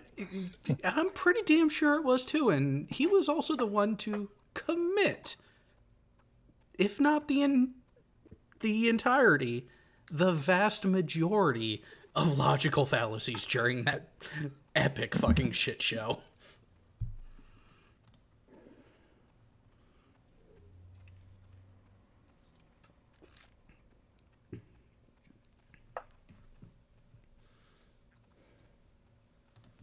Okay, Dave, do you want to say something to that one?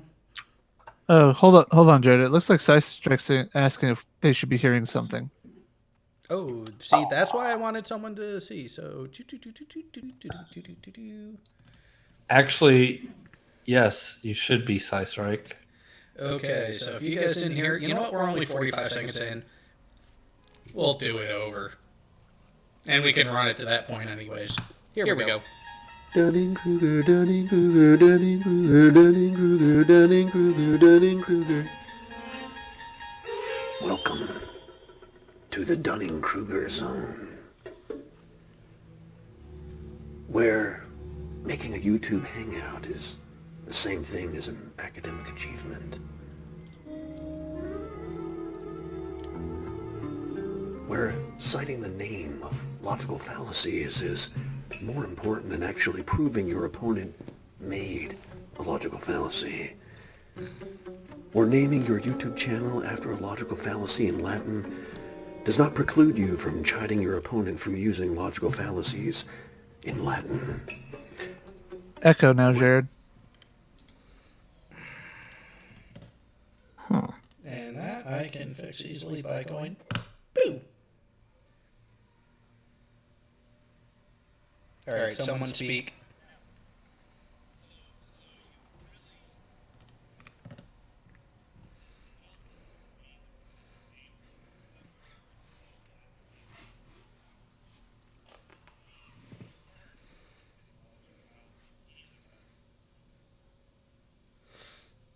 This is true. This is very true. All right.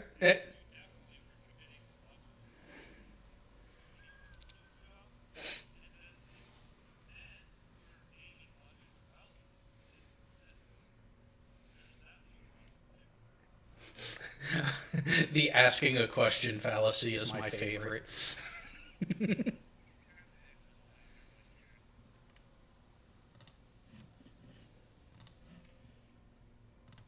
Boo. There we go. Oh, no, it's better now.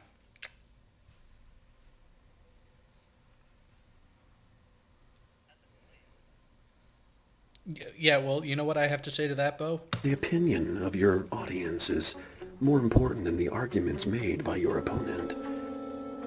Where not understanding your opponent's argument is the same thing as refuting your opponent's argument.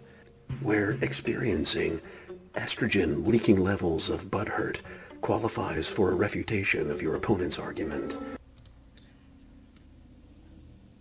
Not even the. All right, that's all going there. You know what? Seriously though, There we Oh, go. Echo. yeah, Echo. echo, but only by, but not Jared. Jared is not echoing. Should not be getting an echo now, because as you can see, I have everything going through this one. You guys independently are muted, I independently am muted, but this is where Voicemeeter actually has all of us going through the one output. Oh, you got desktop audio enabled. That's your problem. Ah, Actually, it's muted. It's disabled now. Yeah, you should use Persine audio. Is it free? Or you should just get a soundboard. Is it free? yeah. I have wanted one. Actually, Persine physical. Persine audio is free. It's part of OBS. Yes.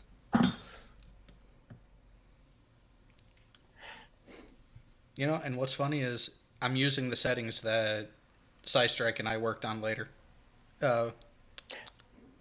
Well, Jared, when you got his settings, did you just copy paste his settings literally, or was it a config file No, we took or time profile? and we played with everything and got everything Oh man! that way. So Yeah, there make- is no function for OBS where you can set up a profile and share that profile, or save it and Bo, audio is the bane of the live streamer. I'm telling you right now, it's a pain in the ass. Come on. I've it had wasn't that more big. I've had more issues with audio than anything else. And that's why we have vMix, because vMix I don't have to think about that shit. Man. It's internal. Like literally it does everything. The callers that's internal to vMix. So I don't have to route audio from like Skype into vMix.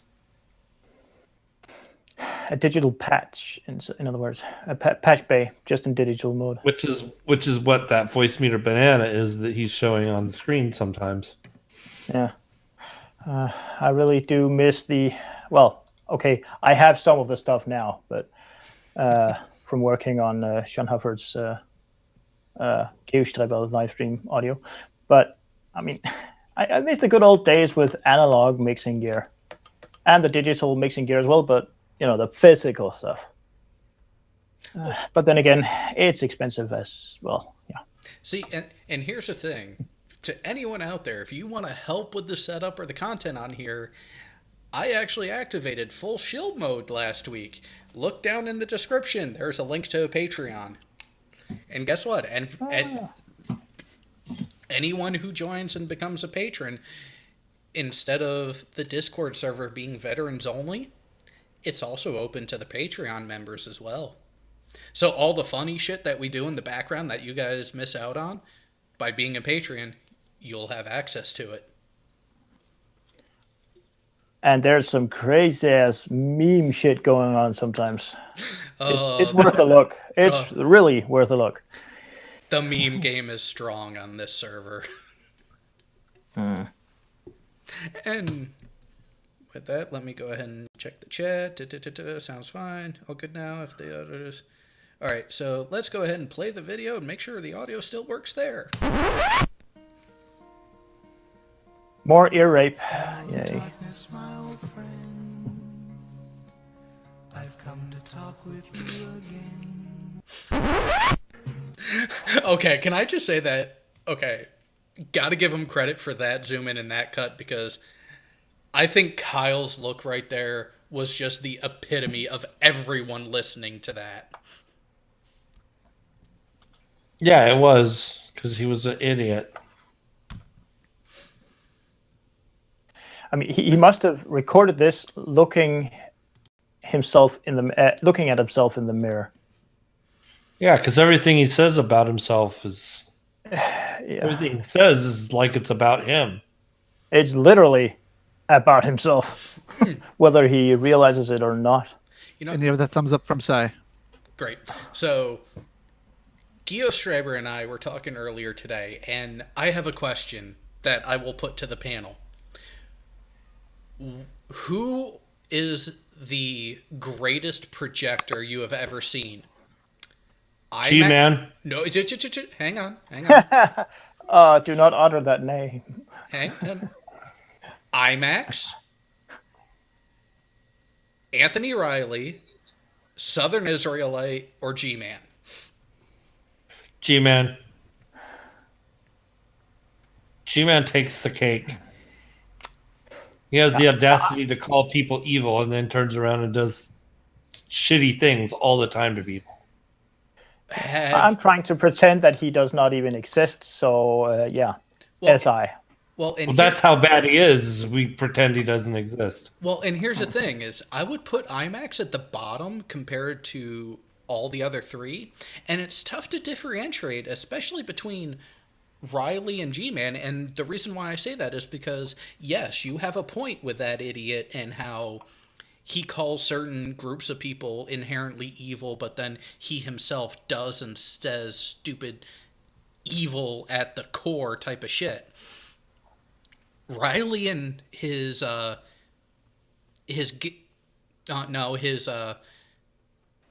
Dom, Oakley, have been doing the same thing. They've been threatening to dox Gio Straber. Not just his name and the town that he lives in, but also the school that he graduated from and is still doing stuff with. Currently, yeah. So they are really on par with that fucking idiot from New Jersey.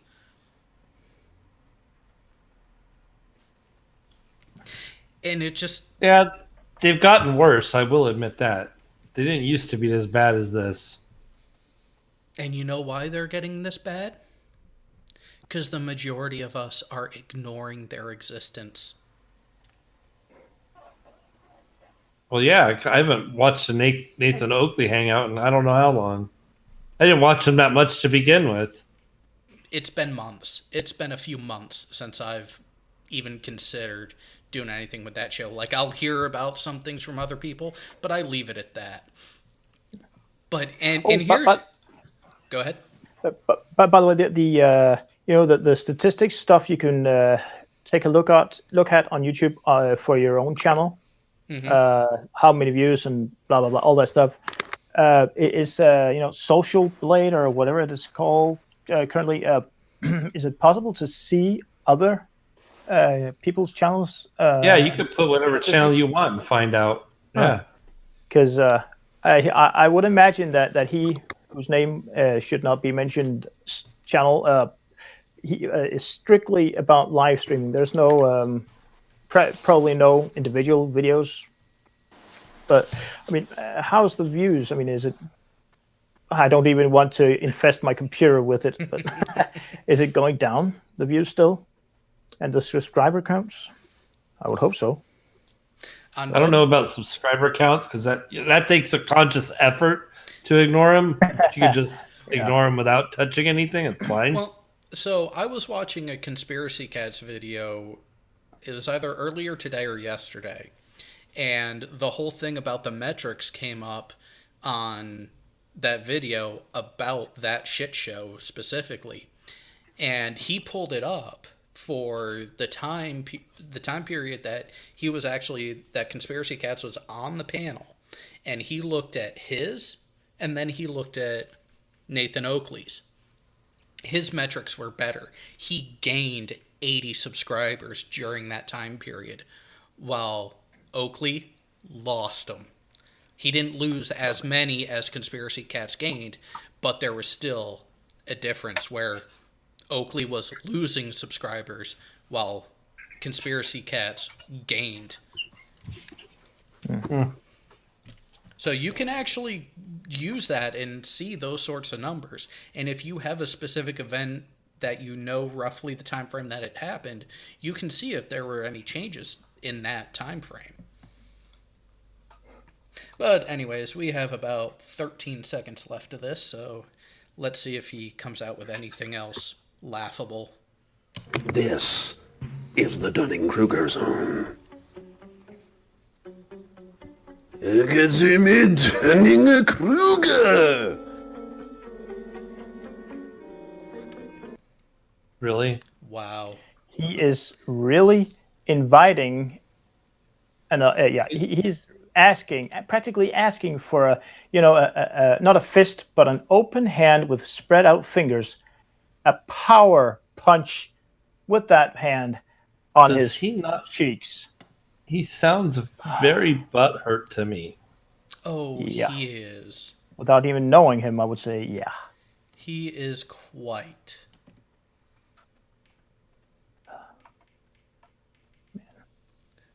But he also does that. I mean, during that live stream there, where he got his ass kicked again on the non-sex show, he started acting a little bit like P. Mars too. Trying to laugh stuff off, and it was pathetic to say the least. I won't even talk to P. Mars. I just don't. No, I talked to him once or twice. I think it was. After he got Sean Hufford porn bombed on the that's the why Discord. I don't talk to him. Yeah, I mean, I just I was polite. I just asked him in a PM. Doesn't matter. PM. Were you actually responsible for that, or did somebody just do it on your behalf? And he said, "Well, no, I did." I was I can't remember exactly, but I was responsible for that. Yeah. So he was So yeah. After that, nah. I've just been shit talking him, or whatever it's called in English. You don't get to be that antisocial to somebody and get to talk to me. That's just how I look at it. Well, Doesn't matter. It doesn't matter if I liked you. If you did that shit, I wouldn't talk to you. Well, and here's what I find really funny after that whole incident.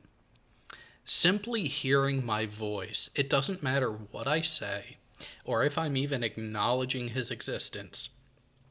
He hears my voice, and he rages so hard, he starts to cry. Knowing that gives me a little bit of pleasure. It gives me reason to smile and laugh. That I have such a power over someone that I could not care any less about. But he is so obsessed that is his reaction. It is that strong and that immediate.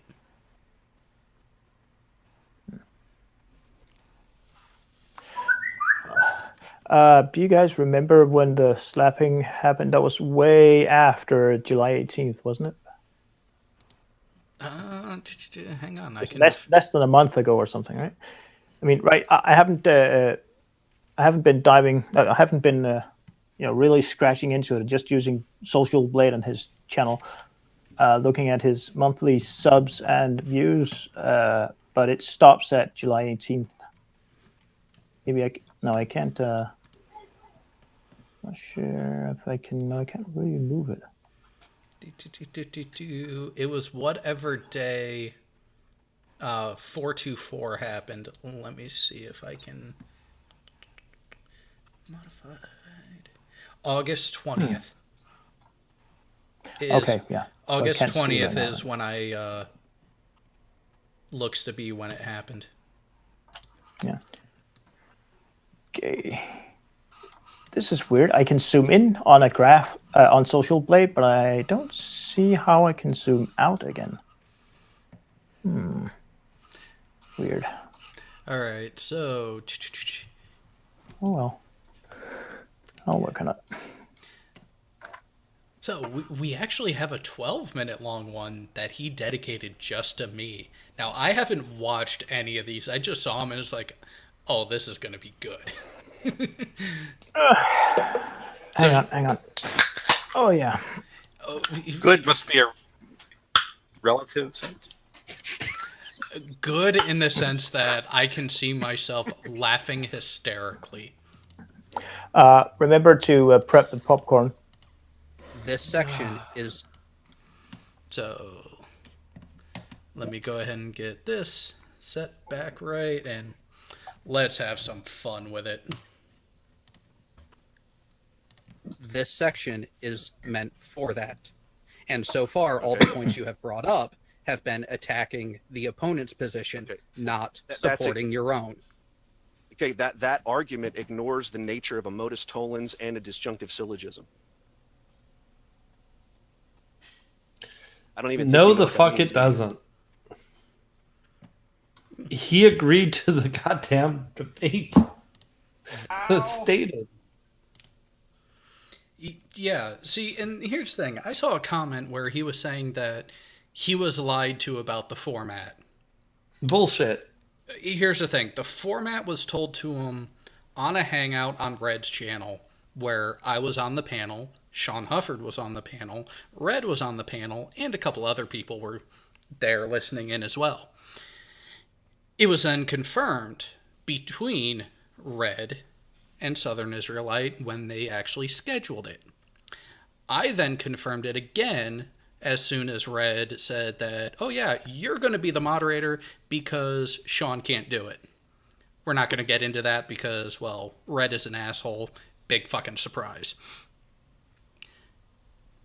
And then, David, you were there listening. Did I not lay out the format and what it was intended before we went live? Yes, absolutely. You said introduction, then we have the present your evidence, then the rebuttal. That's standard debate procedure, regardless of whether you told them that or not. I have a question there, just to make sure. I can't remember what tier it is on Patreon, but if not all, then at least some of the shows are, the pre-shows to the live streams are joined by Patreons, right?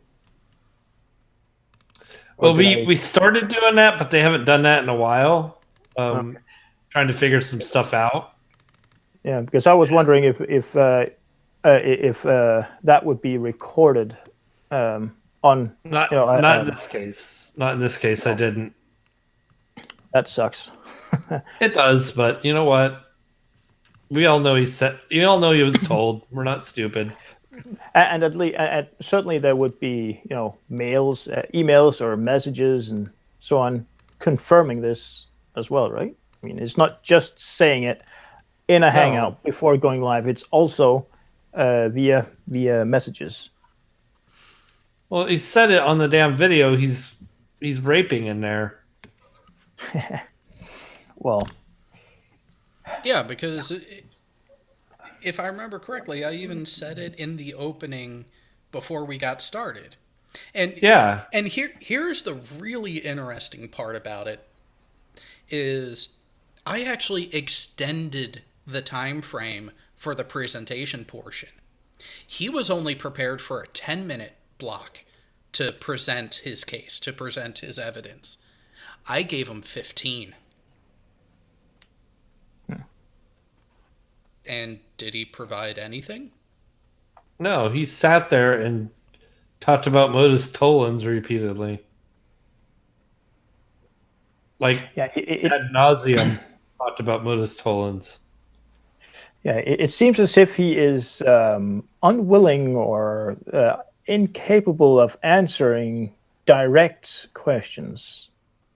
Unless it's something trivial, of course, but answering direct questions is not his thing.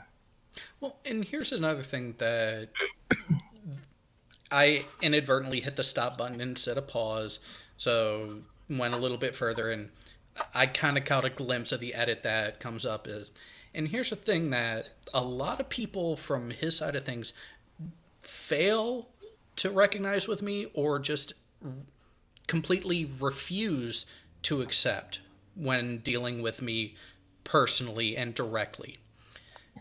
I think about what I say, before I say it. So if I say something that is completely eviscerating you, you can be assured that I mean the words that I say. It's not just off the cuff. It's not just emotional. I may get emotional where I interrupt to prove a point to stop any over talking, but then the correction that comes after, what I say is what I mean. So when I call you an absolutely fucking dipshit, it is well deserved and well founded. Well, and here's my thing. It's like you were trying to do him a favor by telling them that. Exactly. It's the same thing that Sean Huffer did to Jeranism. You were trying to say, hey, you're not using your time for the allotted purpose. Are you sure you want to continue this in this vein, right? Exactly. Like, do you want to actually get to any evidence you might actually fucking have? And I actually enjoyed that debate. And sorry, I'm cutting in. I know it's go for it. off topic, but yeah, I actually enjoyed that debate. I didn't. I liked it because excuse me, I'm sorry. I got horrible allergies right now.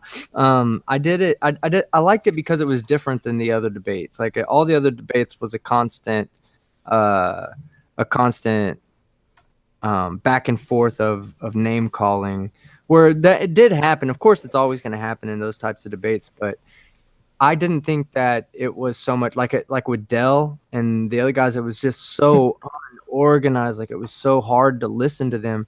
At least with Southern Israelite and Red, they were, even though Southern Israelite was really kind of getting his ass handed to him, it was being done in a civil manner.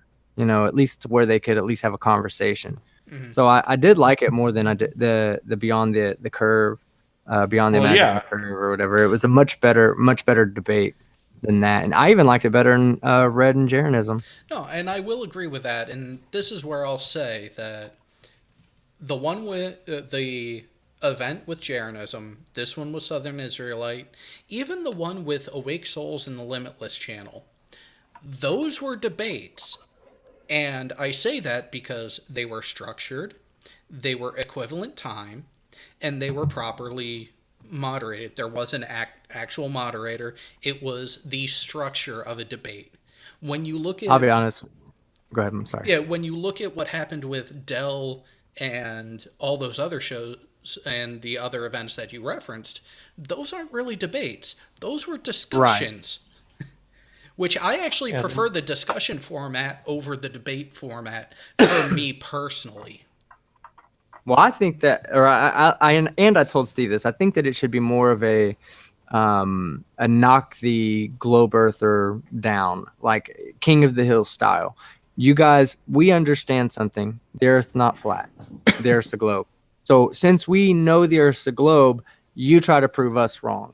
Because when you ask them to present a model, that will never happen. It will never, ever, ever happen. You could not in a million years produce a model that would comport to reality or conform to reality. So to ask them to present a model or to fight for a model is kind of, it's kind of not, I'm not going to say unfair, but it's never going to get anywhere that way. Agreed. You know, that's agreed. The smart ones are never going to present one anyway, because their entire thing relies on basically getting viewers, and the type of people they're encouraging aren't looking for a model anyway. Yeah, the smart flat earthers are not actually flat earthers. What was that? The smart? No, okay. Then you said flat earthers? That didn't sound right. No, I'll back him up on this. The smart flat earthers are not actually flat earthers. They're there for the money. Yeah. They're here to collect their money and take advantage of a fan base that's looking for information, that wants to feel special. And I don't blame them. I don't, that's okay with me. I mean, fuck, get your money. But I'm out there to fucking tell you that you're a fucking idiot. And I'm going to do that. And I'm going to hurt your pocketbook because you're making money off of, false information. It's on the other people. The other people are the real fucking idiots. The actual flat earthers that watch these videos, because they're the ones that can't see that the guy's doing this to make money. He's not doing it because of his belief system. That's easy to see if you just look at the comment sections of these of the videos they make. Yeah. It's Good job, brother. Stay woke. Yeah. Well, and that's where, That kind of- when you look at the difference between them, this is where I say, when it comes to the structure and the questions that we put towards them, even Red has gone away from what is your model? It's what is your evidence? Give me something tangible. I am giving you tangible observations that you can independently go verify and reproduce yourself. Where is yours? Yeah, the thing I love the most when in Red's hangouts, when people actually join into the hangout and try to prove Red's wrong, is that, and all the debates he has done on other channels, is that it must be extremely annoying and frustrating for flat earthers that to hear Red say, I'm not even going to present anything made by NASA, made by JAXA, made by blah, blah, blah, blah, blah, blah, blah. I have my own stuff. I have my own evidence to show. Yep. I have my own math to show. I mean, And that is I think something that it's very frustrating for people because they can't, it makes it harder for them to discredit what he says. Well, exactly. And that's actually, he and I have had discussions about this, and that's why we, as a collective of those of us that are friends away from the on-air stuff, we've gone that route for that reason. It's, well, they want to keep going towards, well, show me. So we're all doing analysis. We are doing the observations that will directly show that anyone can go out and reproduce themselves. You have to have a base understanding to know what you're looking at and how to analyze it appropriately. But that's the thing is, we are harping on the biggest parts of the scientific method towards the end of it. Repeatability, independently verifiable. Give us... Yeah, there's a good... Sorry? And that's it. Give us something that supports Flat Earth that is both of those things, and we will consider it. They have yet to do that. Because they can't. That is the logical conclusion.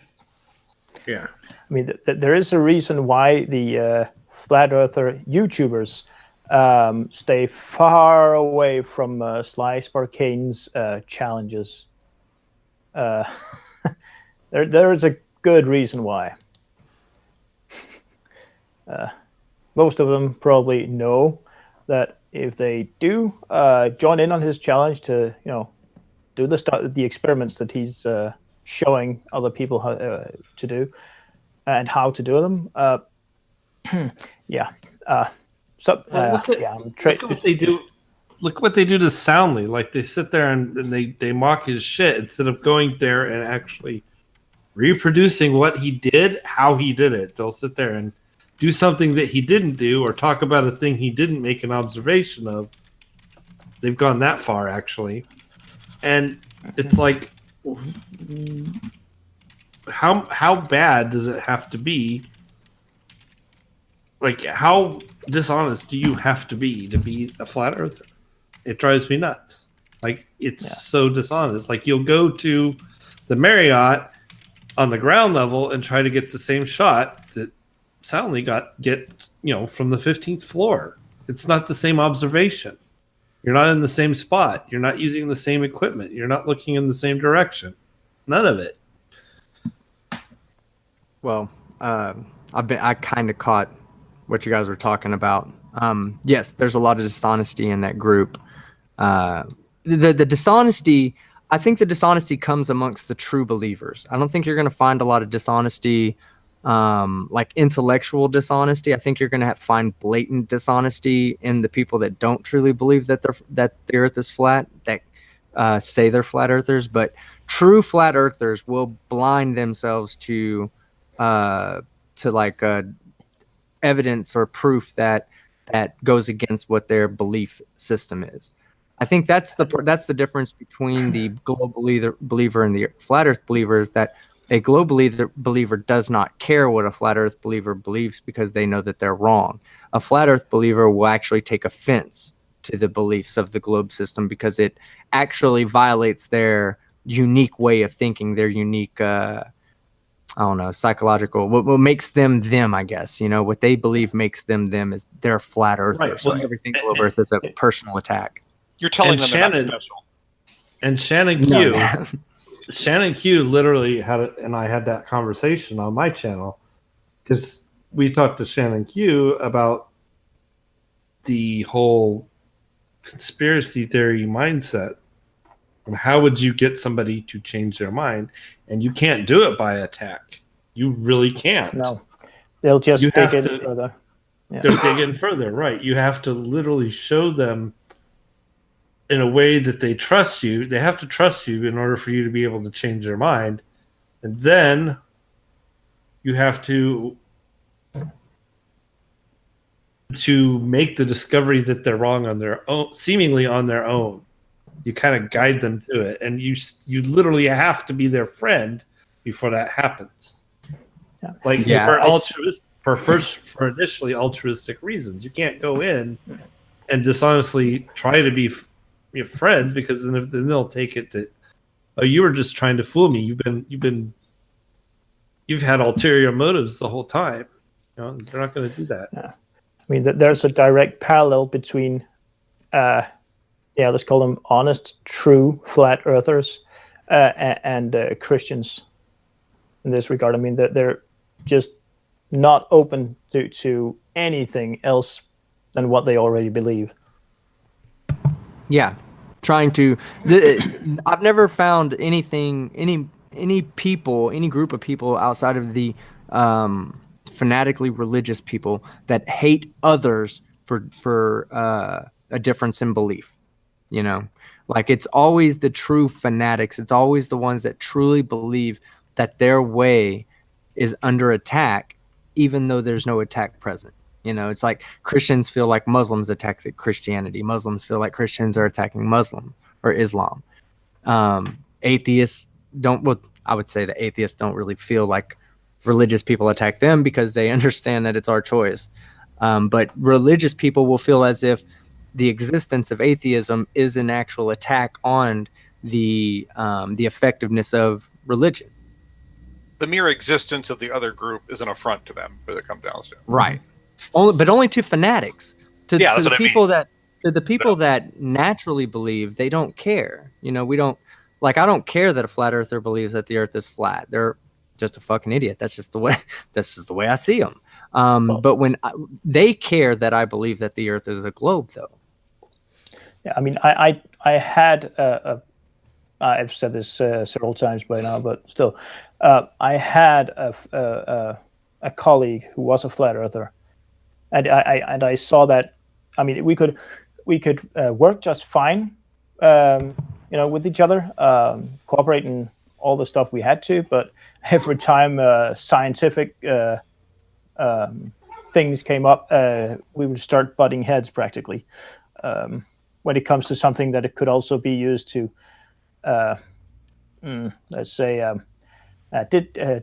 disprove his notion of what the actual shape of the Earth is, or whether or not it would be possible to go through the Van Allen belts and so on, surviving it and all that. Yeah. Well, and as some people saw, I took a peek at the live chat, and Rob brought up a very good point in that back when Earth Discussions was an active channel here on YouTube, we had a flurfer in there named Matthew, who we never really got into the attacks with.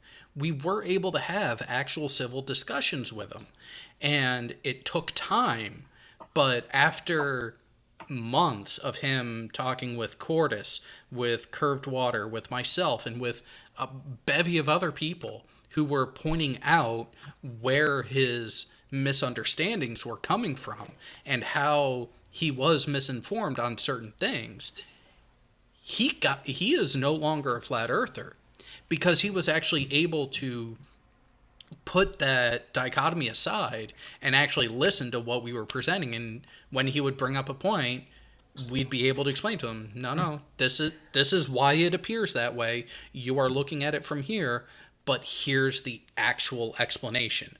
Or he would recite something that was a gross misunderstanding or an outright misrepresentation, and we will then put it back in context and explain it.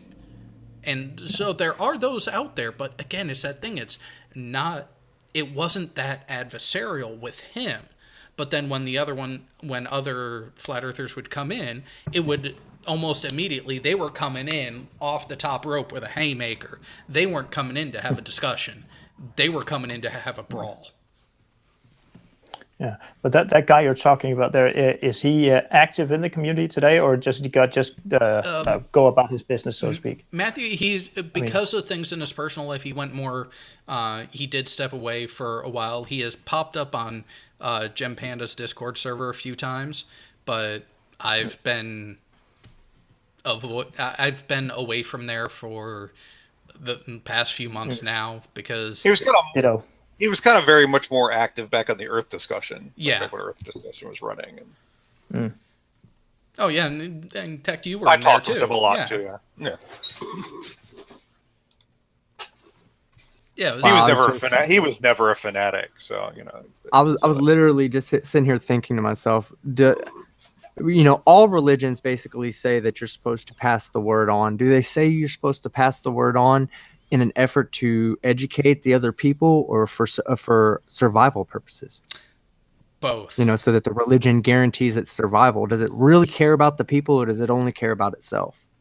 I say it's both, because when you look at the doctrine, like especially like if I was actually in a different room, I'd be able to turn around and grab the Book of Mormon and the Bible that I got from my grandparents. In there, it actually says that as a Christian, you are a messenger. You are a teacher of the faith. Yeah, because it's a responsibility to do it. Yeah, but here's the thing. Back when the religion was founded, back in the 1st and 2nd centuries, you had to be hush-hush about it. It's like, you're not going to go stand on a corner in a major city and start preaching to get attention, to get people into the flock. It's like, no, it was done in the home. You would be friends with someone, bring them in your home, and be like, oh, by the way, this is what I believe. This is why. Here's the stories that have been passed down onto me. Here's the accounts from people who claim to have been there to witness it, and they lay it out that way. That's why, actually, in the Mormon Church, they still have the missionary requirement for all, especially male. It may have been open to female church members as well, where between the ages of 18 and 22, you have to go on a mission away from your home area. And the purpose of that mission is to go spread the word of Jesus Christ as understood by the Church of Jesus Christ and Latter-day Saints. It gets worse. If you convert, like if you become a Mormon, you have to do a mission then too. Yep. But those are like typically to other countries that are not as well off. Yeah. They're not quite as fanatical as flat earthers, though, the ones you're talking about, though. So, because there's definitely different levels of fanaticism between different groups. So. There is, but there's still that when you're looking at religions. Yeah, they're all generally are trying. I think a main gist is perpetuating the belief, as opposed not necessarily the person. It's concerned about the belief. Oh yeah, and actually, that's why the Abrahamic religions were so against birth control when it became scientifically available and commercially available, because the easiest way to grow the faith is to have as large of a family as you can. Just look at the frickin' Duggars out in Midwest America. They have, 19, 20 kids and grandkids on top of it? I mean, that is it's not the quickest, but it is the easiest way from a foundational standpoint to grow a religion was quite literally yeah. in the home. It's indoctrination. Yeah. Completely agree.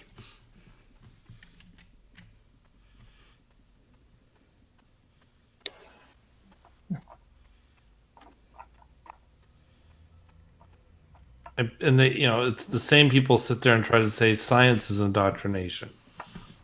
That's what gets me about that shit. Here's the difference.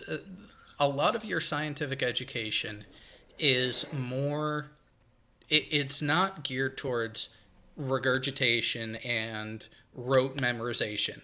It's a methodology. It's stoking the analytical mind.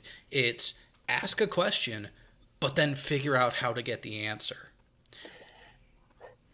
Part of the problem is most of the people that fall in this flat Earth group they're not really well educated. They don't have, they pretty much have no college education mostly. Zero. Yeah, and so that any exposure they had to quote unquote science was grade school, and at that level, it pretty much is indoctrination. I mean, there's very little. I mean, there is some higher level sciences you can do in later years, but it's most of it at that level is pretty much indoctrination, and that's how they're going to interpret it. I can agree with that. That is absolutely, it's indoctrination, but it's necessary indoctrination. If you don't indoctrinate the children into science, if you don't get them already understanding basic concepts and principles, then you're doomed. They're doomed to fail. Oh, I'm not Same thing with faulting math. it. Yeah, I'm not faulting it at that level. I'm just saying that's what it is at that level, and the vast majority of them, I really don't know any of them that really progressed anything higher, or even did more advanced sciences in primary education. So, well, and this is where I really took offense with Brian Mullins when he had his channel going, because here's a licensed engineer who went through years of physics in college and higher math, and then he uses that credential in the sense of saying, I'm a professional civil engineer, this is what physics says, but then immediately goes to, this is how it's wrong, and this is why the earth is flat. It really was disingenuous. There's a lot of stuff that there's no way he could have believed what he was saying in many cases based on his background. Yeah, right. I mean, especially some of the stuff when he got into some thermodynamic stuff was completely contradictory. Yeah, he it's hard to understand, where's the fault in that? Is the fault in him, or is the fault in the education system, even the college education system, to let somebody like that get an engineering degree without being able to completely understand I think he does understand, though. The question is, though, do we really know whether he actually believed what he was saying or not, though? Right. Again, back to the argument that the smart flat earthers don't believe that the earth is flat. If you want to be a smart flat earther, the best thing to do is to understand the earth is a globe, and to get approach the flat earth community from a psychological point of view and say the ultimate goal is to make money. So let's psychologically feed these guys bullshit. In return, we'll get, a portion of what they bring home from actually working. Because, I mean, not long after Brian Mullins raised that quote unquote force the line experiment money from his viewers is when he just up and vanished. He never produced any.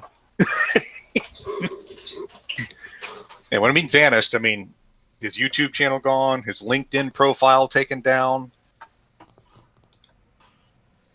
Yeah, and everything. There were conversations about what was going on in the background, and Tech, you were there. It really came down to on our side of things.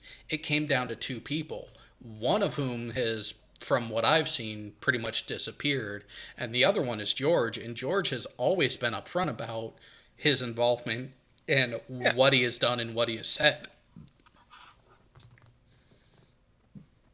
Well, hey guys, I'm actually about to have to step off for a little bit. You'll probably be done with this show. Are we doing movie night tonight? As far as I know, movie night is It's scheduled. Okay, good. I'm gonna do everything I can to be back in time for that. I want to tell you guys what's been going on though.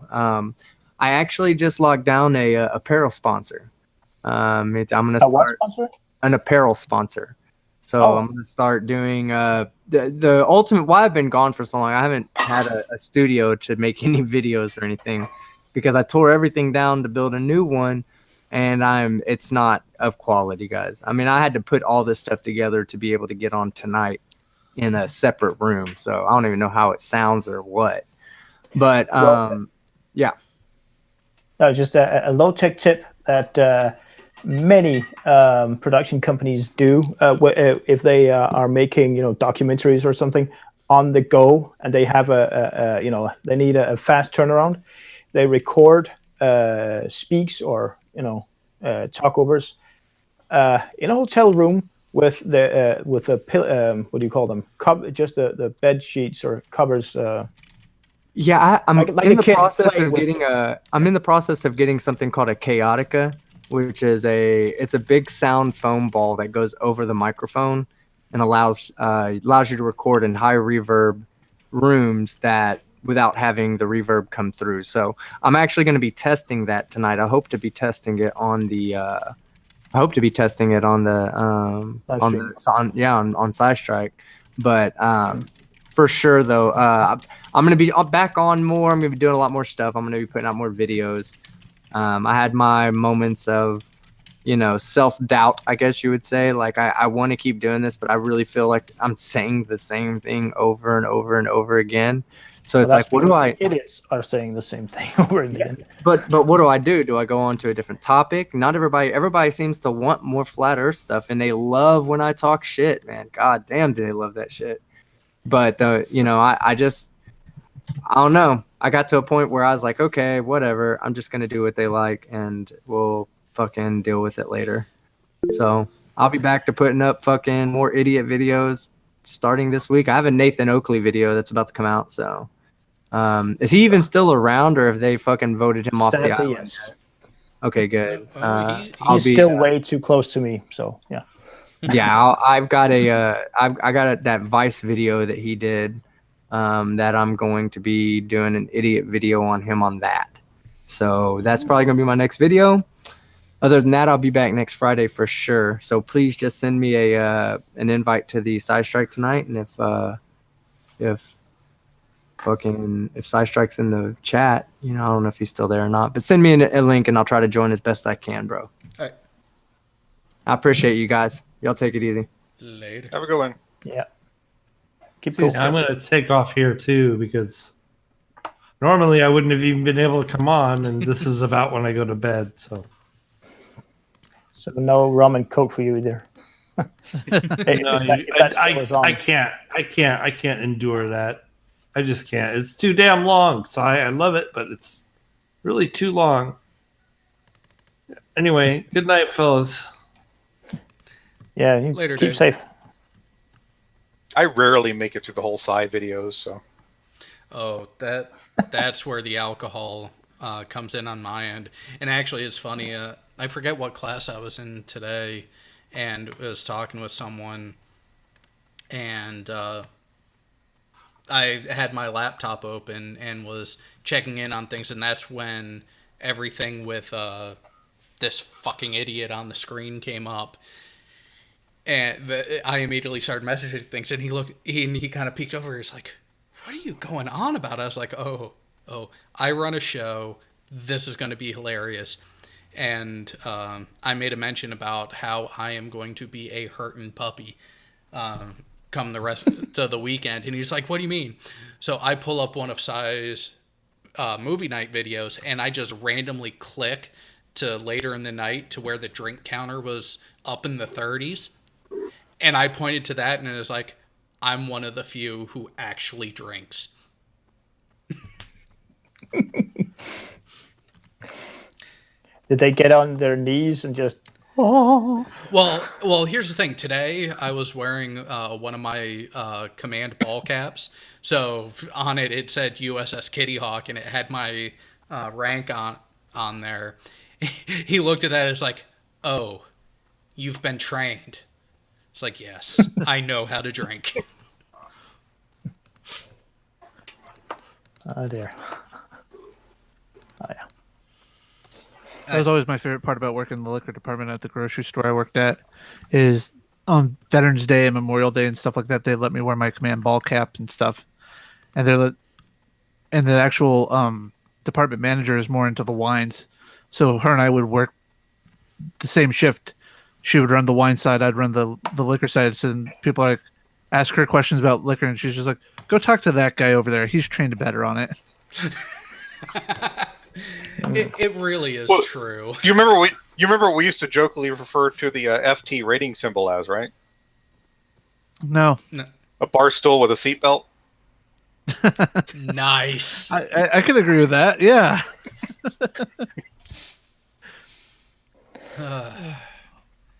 See, and that's the thing. Oh, fuck. My first time to Australia, I went and I actually did one of the MWR morale, welfare, and recreation programs where they decided to gather a bunch of us and go on a wine tasting tour. And it wasn't just wine tasting. We went out to the vineyard, did a wine tasting where only a select couple of the vintages were pay by glass. The rest of it, taste it all you want. Then we go out to this, quite literally, little restaurant in the middle of another vineyard that was run by a pair of German immigrants doing a traditional German lunch with home-brewed Hefeweizen. Oh, love that shit. So that was round 2. Round 3, they put us all on a riverboat with unlimited wine, unlimited beer, and per glass billed mixed drinks as well. For round 3. We started this at 9 in the morning. We get back down into downtown Perth on the river at about 1:30 in the afternoon, and no one is sober. And then it's just like, here, have fun in the rest of the city. Oh. The answer is no. That ain't happening. Oh no, it did happen. I'm more of a beer guy than a wine or for me, liquor guy. So for me, it has to Give be me a the hard good wine. stuff. Though my trust of beer is inversely proportional to how transparent it is. So well, what is your definition of beer? Just your give me regular, something like a good bourbon barrel stout or something like that. Yeah, I'm talking about percentages. Oh, higher basically.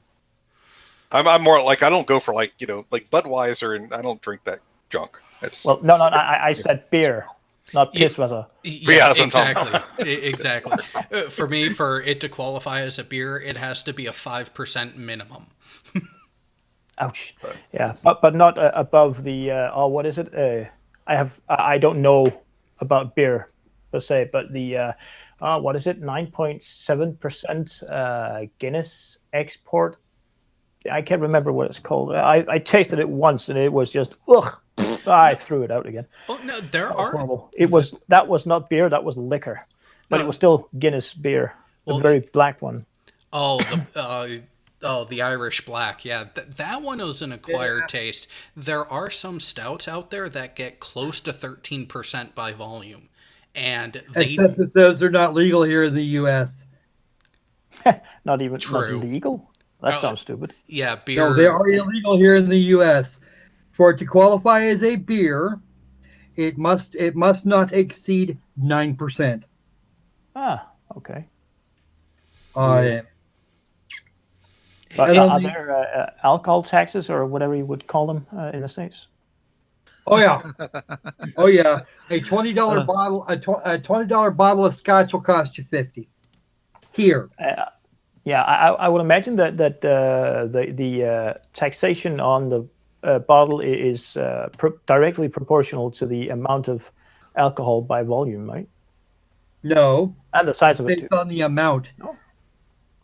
It's Ah, actually that's based just on stupid. it's based on the cost, then the amount.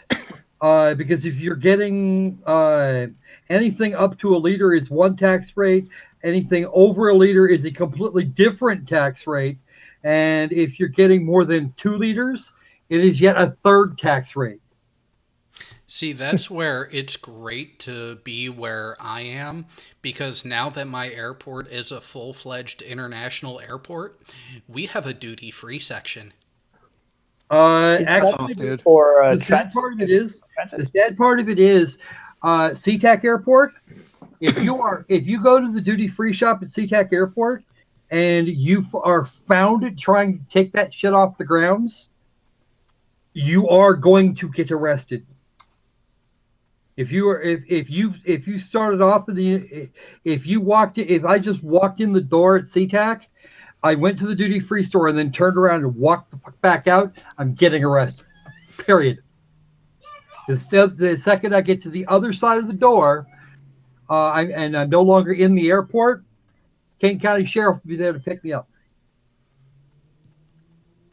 Yeah, that's where smaller airports are nice. Plus, with my badge and access, I can go out different ways.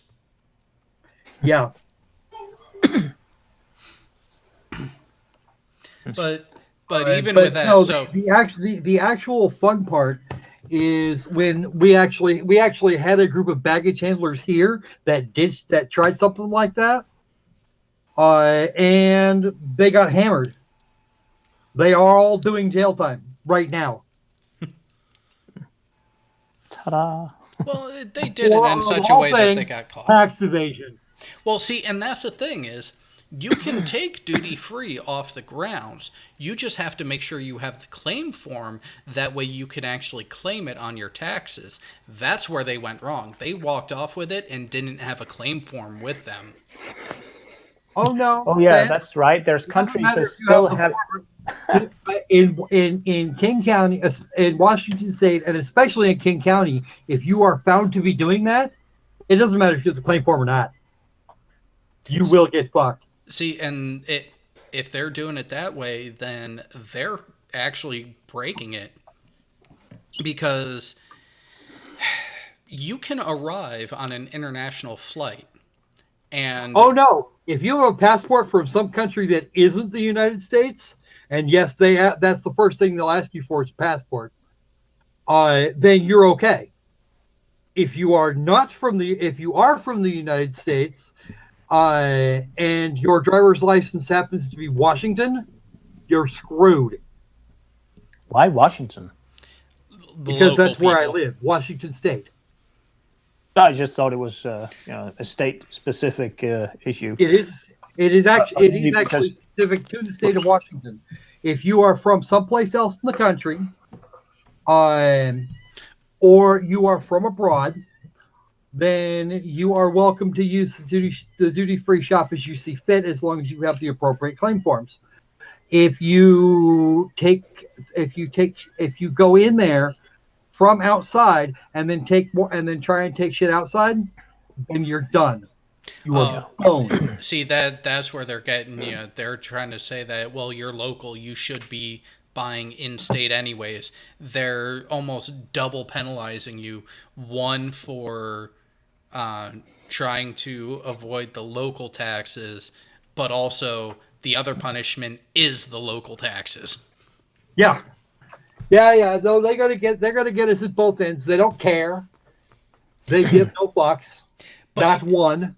But here's the thing, though. That's something that happens in many countries, I think.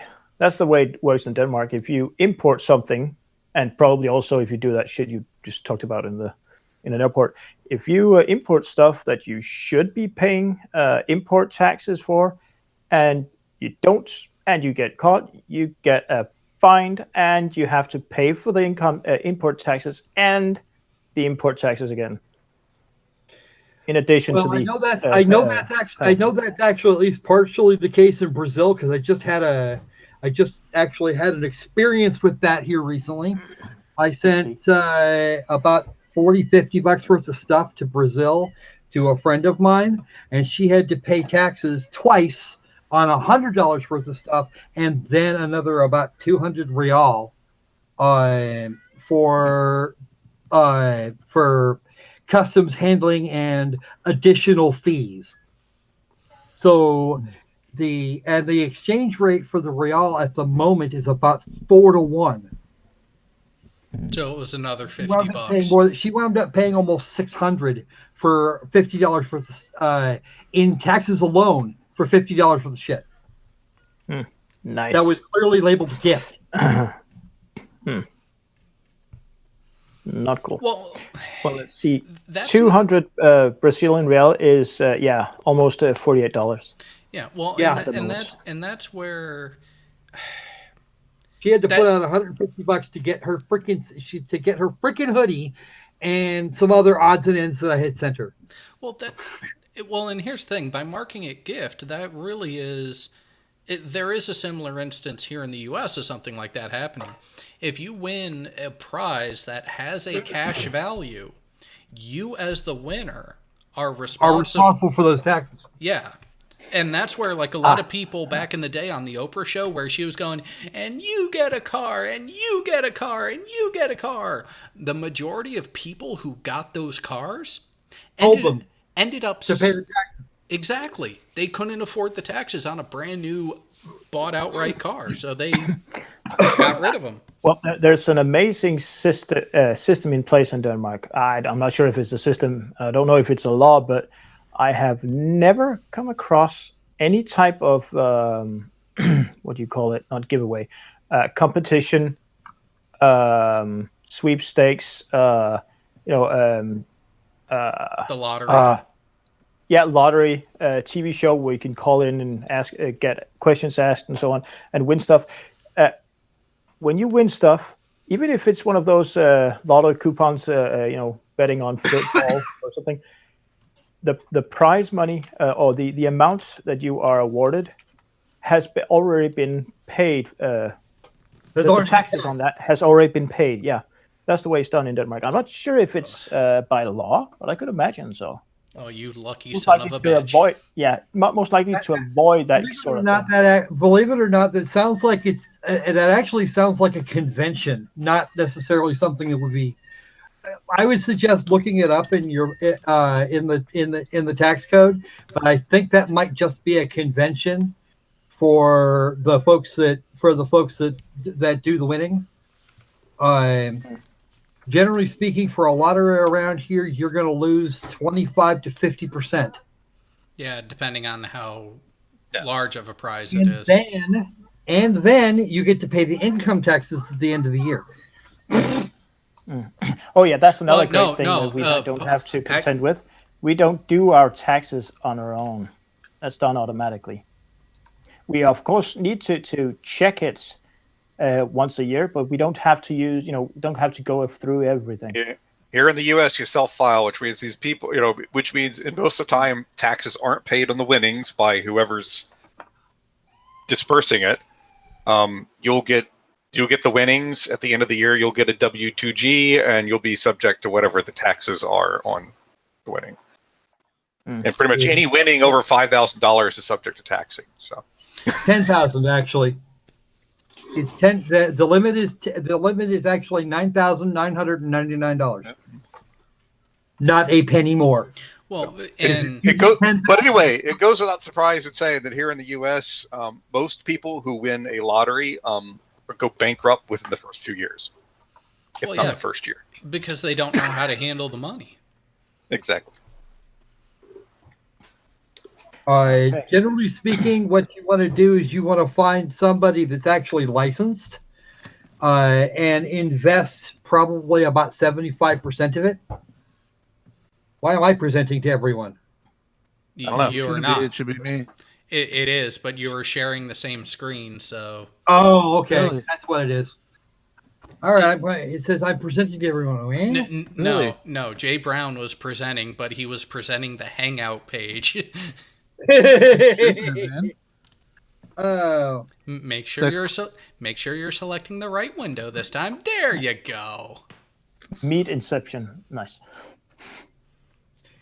you can take it as This is the Washington State Lottery. You can take it as a lump sum for about half of what it's actually worth. And they file the taxes for you on it. Yes. Yeah. They take it all out. Which is why it's so low. Yep. And that only happens up on these 3 games right here. Everything else you have to pay for separately. Yep. Yeah. Not that I would complain about having $134.6 million tonight. So you know what? You know what the fun part of it is? They actually the banks, for example, if you made a $10,000 deposit at a bank, They have to report they actually have to inform the IRS that you've done it. Anything less than that number, and they don't report it. It's a thing that nailed Kent, one of the things they used to nail Kent Hovind to a freaking wall, because he made lots of like $9,900 freaking transactions, deposits. Yeah. And then when the IRS came through to check all of his balances, they saw those things going on. They saw all those deposits like that, and doing that like that is called money structuring, Or just plain it's illegal. lighting up a Christmas tree. Well, yeah. The sad part of it is that he never actually in a 1 month period he was making daily deposits, but he never put more than $9,999 in any account on any given month. So he had like 30 or 35 accounts that he was just cycling through, and they found And of course, it's illegal to do structured deposits in order to avoid taxes. So Yeah, structuring And there- is the fancy term for tax evasion. It's Yeah, just there's one no form way of it. in hell you could talk your way out of that stuff. If it was literally $9,999, that was. There's a reason why he spent a few years in jail. That was 8 years, I think one it of was. them. That was one of he was also convicted of fraud on a great many levels. now, to be fair, it's not illegal to necessarily have structured deposits going on. Just if it's for the purpose of evading taxes, which in case he's doing.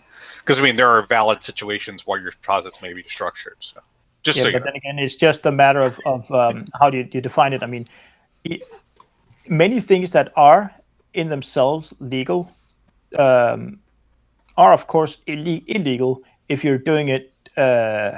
For example, I mean, hiding a fugitive, that's illegal in most countries, I would imagine. Yeah, harboring.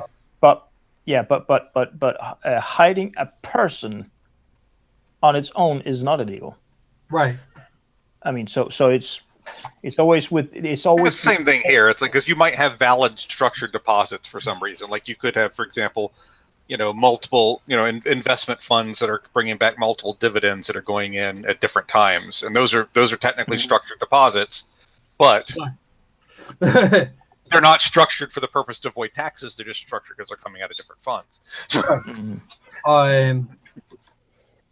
For example, if I got one of those critters where if I had a thing that was,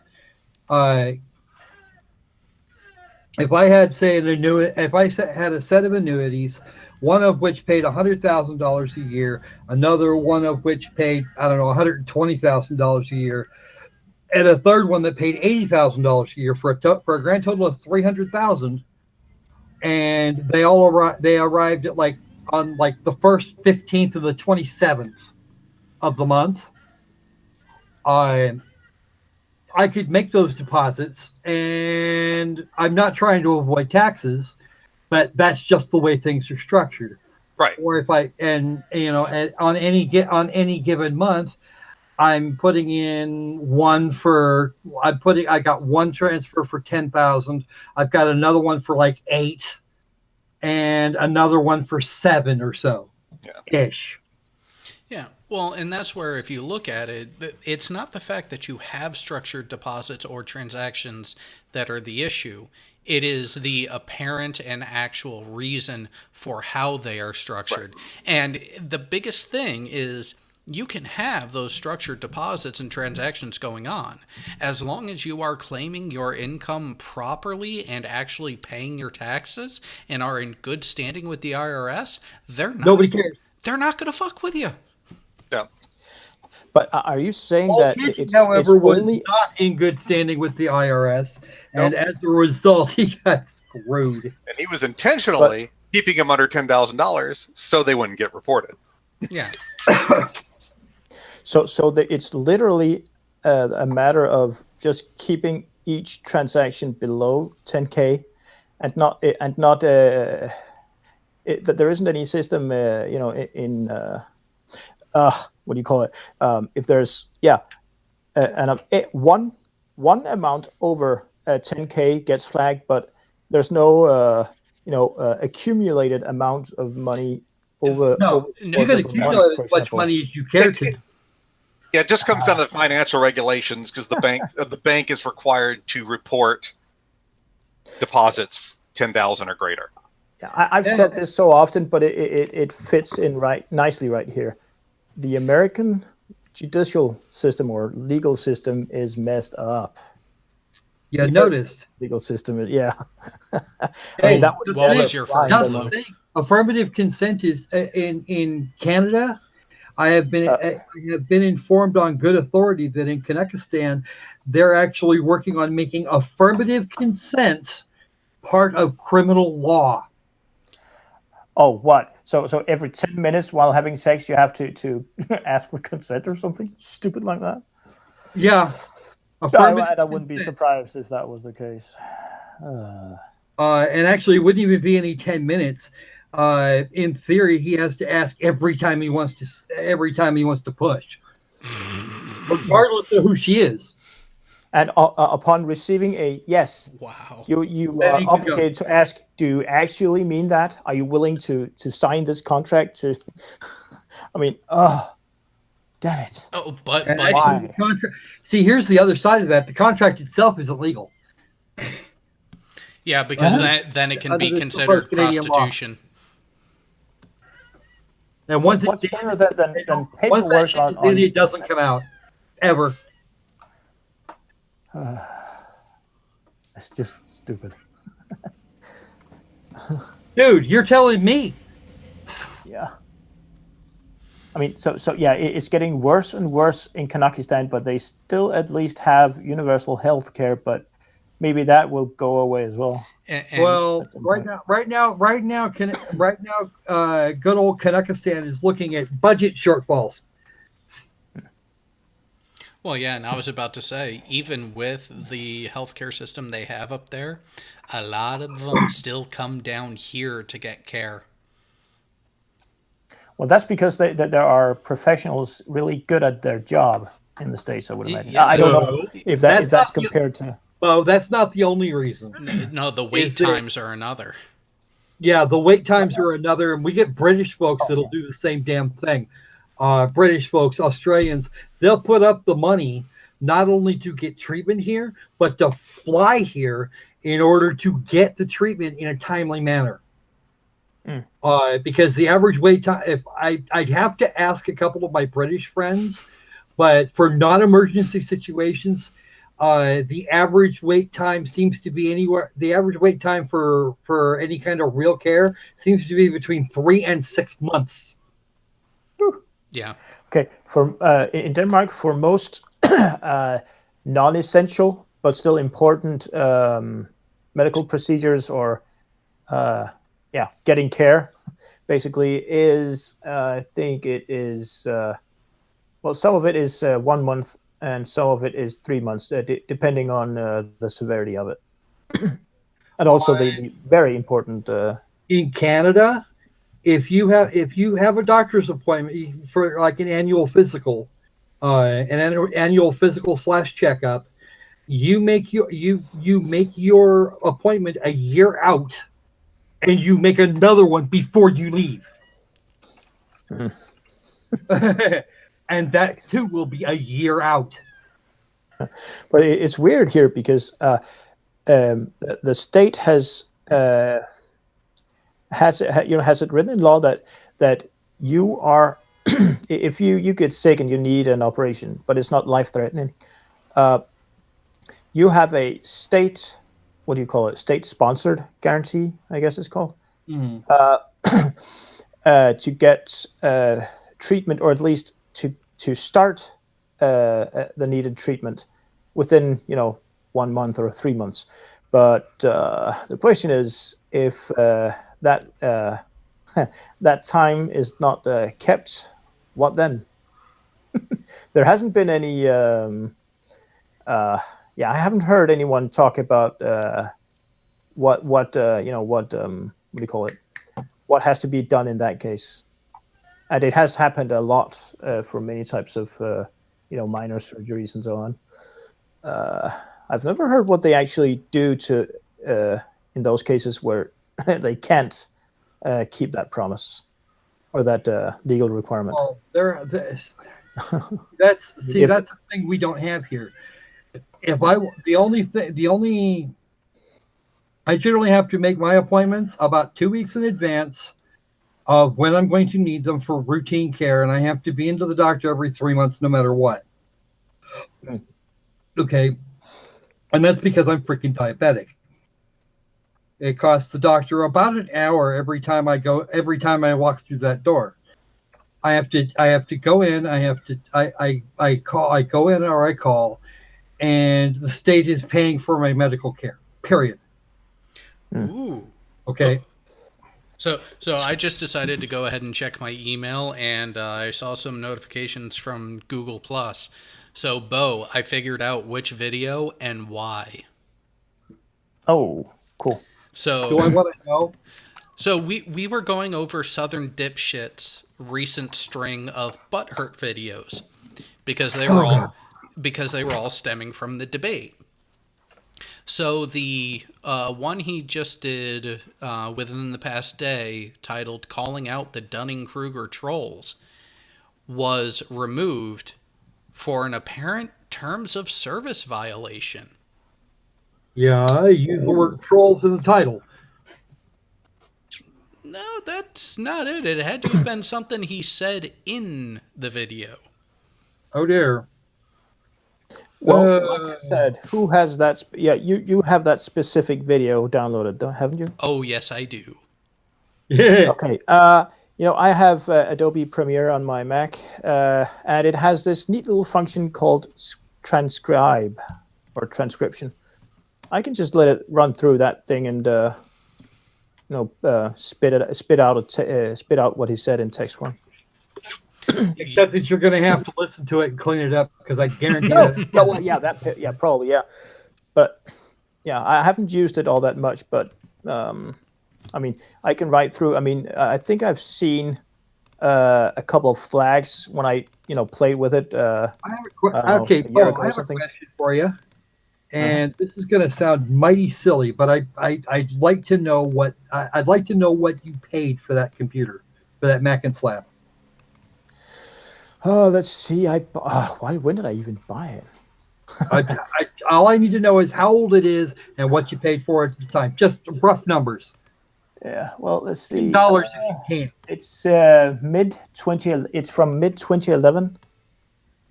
Oh gosh, what did I pay for it? It was a medium model. In terms of internals, I'll have to look it up in terms of what I paid for it, but you can bet your ass it's at least 50% the price I would have paid if I was to buy it in the US at the same time. Okay. Because of local stuff. However, it strikes me as interesting because on this on my part of the continent, which is the same one that most of the rest of us live in, you can build a PC to any spec you want.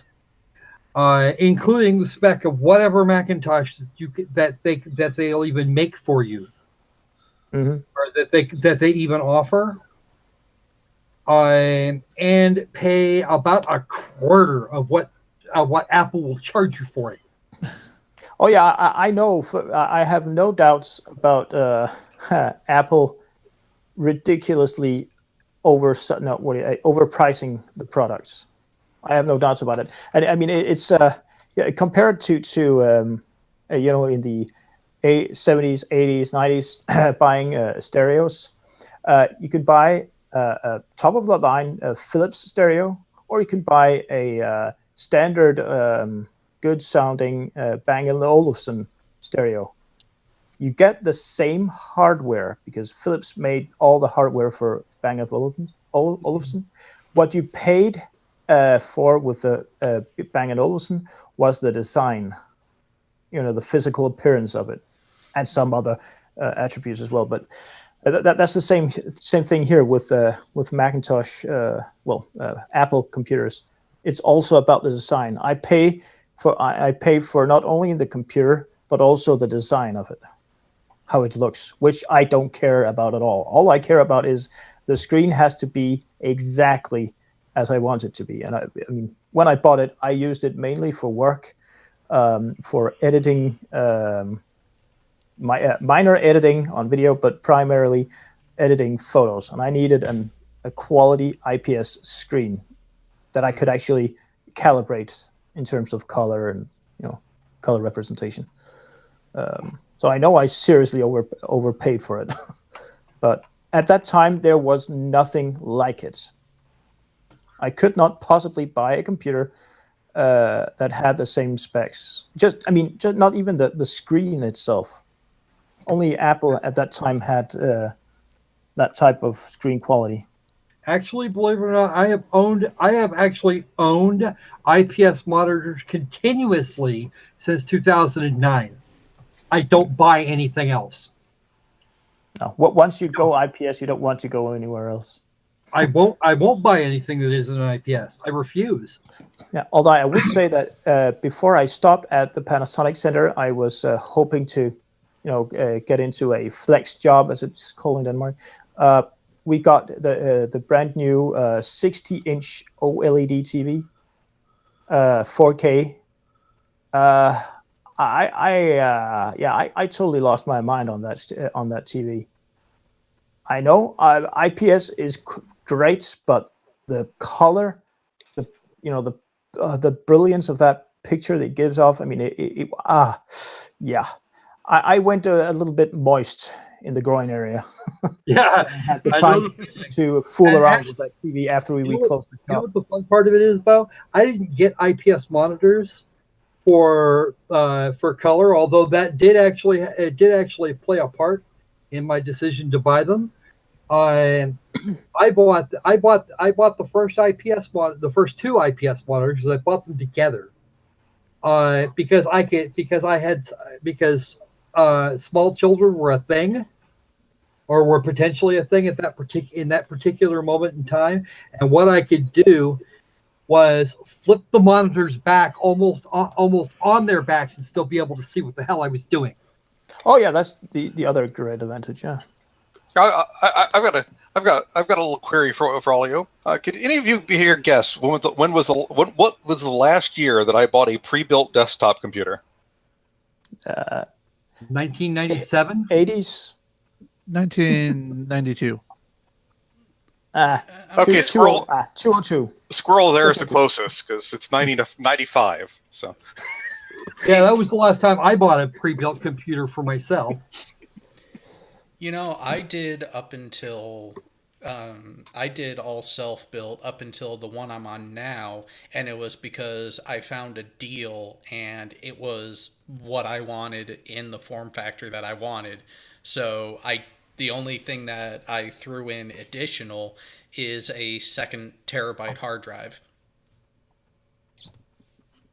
So technically, I still went a little bit more than off-the-shelf build, but you know what? When you have an M.2 slot for an SSD, you want to use it. Well, here's, but see, here's then a- again, there's something way better than SSDs. Well, it's still SSD, but the interface is different.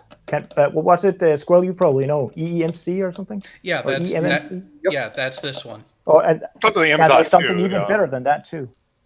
For the M.2, there's two different. M.2 is the most recent Yeah. iteration of that standard, and the SSD I have is a is a SATA. Oh, you're doing SATA. Yeah, that's actually the one that it came Actually, believe it or not, I wasn't given a choice. This is a tower machine, with. and at the time that I picked this up in 2016, or the time that I built this actually in 2016, M.2 was about 3 times the price. Yeah, I can't SATA one remember. was. I can't remember how much I paid for my M.2 terabyte, but it was a couple hundred now. But this was within the past year. But so I have that one. That's my primary drive, and my easy access archiving is a 2.5-inch SATA. But that's still an optical drive. That's going to be upgraded to SSD here in a couple months. Yeah, but your hard drive situation is still cringy as fuck with me. Having so much storage space on one drive alone, it gives me the heebie-jeebies. For safety reasons. Well, I do Uh, routine. I- I do it's routine better than backups. doing ridiculous RAID stuff, and I learned that the hard way, and it was really painful back then. I can't even remember how many gigabytes I lost back then, and that was in 2003, 4 ish, somewhere around that. I lost several gigabytes of personal but also work data that only I had, and it was production stuff that we needed for an event. That was painful. It was because I lost that because of doing RAID stuff. One drive failed, then all of a sudden, Then the the cascade. power supply dies and everything is lost. Hey, Bo, you want to be really creeped out? I actually have sitting on my desk directly in front of me an 8 terabyte external drive. Yeah, one. One drive. Yeah. Well, It is a single drive. It is now, and I've had it now for 3 years. Yeah. But of course, It's surprising actually how long some drives last. So. Well, understandably, I put out enough money for that beastie. It better fucking last. That it is on a lifetime contract. As in, if it dies before I do, I'm going to be mad. I've got like an old parts drawer here, and there's like 2 old PATA 120 gigabyte Western Digitals that I remember those. I decommissioned the last one of them probably about 4 or 5 years ago, and yeah, I've got the drives are at least 12, 13 years old now. I mean, I've got a buttload of hard drives, but I just use them for the motors, especially the ones where you can unscrew the mount that the motor is in. So and I use them for I used to use them for making model boats and sometimes cars too, with either belt drive or very high gear transmission, you could call it, I guess. Yeah, transmission. They're not all that. They don't have that much torque, but they do have the speed to make up for it. RPM to make up for it. Mm-hmm. Yeah, some of those drives are 10, 20K RPM. Yeah, I mean, SCSI or SCSI, they're about 10K usually. I think I've seen one at 14,000. They got some 20Ks as well out there too. So, but Yeah, I mean, I think as I remember, the most what do you call it? Prevalent, the most usual SCSI hard drive is at 10K RPM, I think. 7.2 and 10 were the most common. Yeah. Up with Wow. SCSIs at least. So did you guys see the drive that SciStrike is still running? It doesn't. The name doesn't say anything for me, except for the fact that Seagate isn't.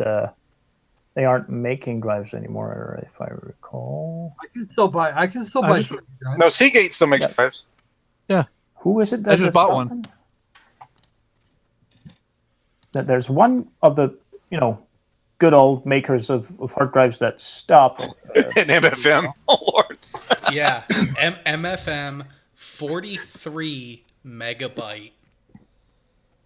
Oh, man, that's more than twice the hard drive for the sidecar on my Amiga 500 I had. Wow. Actually, you know 20 what? megabyte. You know what? I think I have in the garage. I'm pretty sure it's in the garage. I have a really old MFM based hard drive. I mean, we're talking VAX type old. Mm-hmm. It came out of it was made in, I want to say, the late 1970s. It is a whopping, an absolutely gargantuan drive, and it can hold a whole 7 megabytes. Weighs 10 pounds. Takes Try half a minute to boot up or to start up. That sounds vaguely somewhat similar, though not quite as advanced as the hard drive we had in the Busy One system. There's these huge Well, that's just discs. it. They were This object is about a foot on is essentially a cube, about a foot and a half on a side. If they're sufficiently silent, or you can make them sufficiently silent, they would be excellent for old style gyros. well, each of the hard drive models on the Busy One in the sub RAS were like about a little over a foot wide. Has apparently someone has. Okay, I'm gonna have to go look now.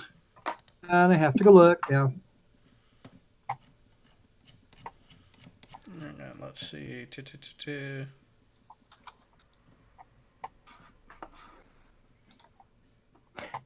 Oh, and I want to go on EEV Blog's YouTube channel. He's a good while back. He showed a video. No, he showed off I think it was an IBM hard drive, 80 megs. I think it was. It was from a bank. Something about it cost about $500,000. I think it was.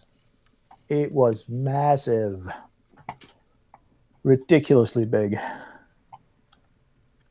Yeah, So, no, this drive here is.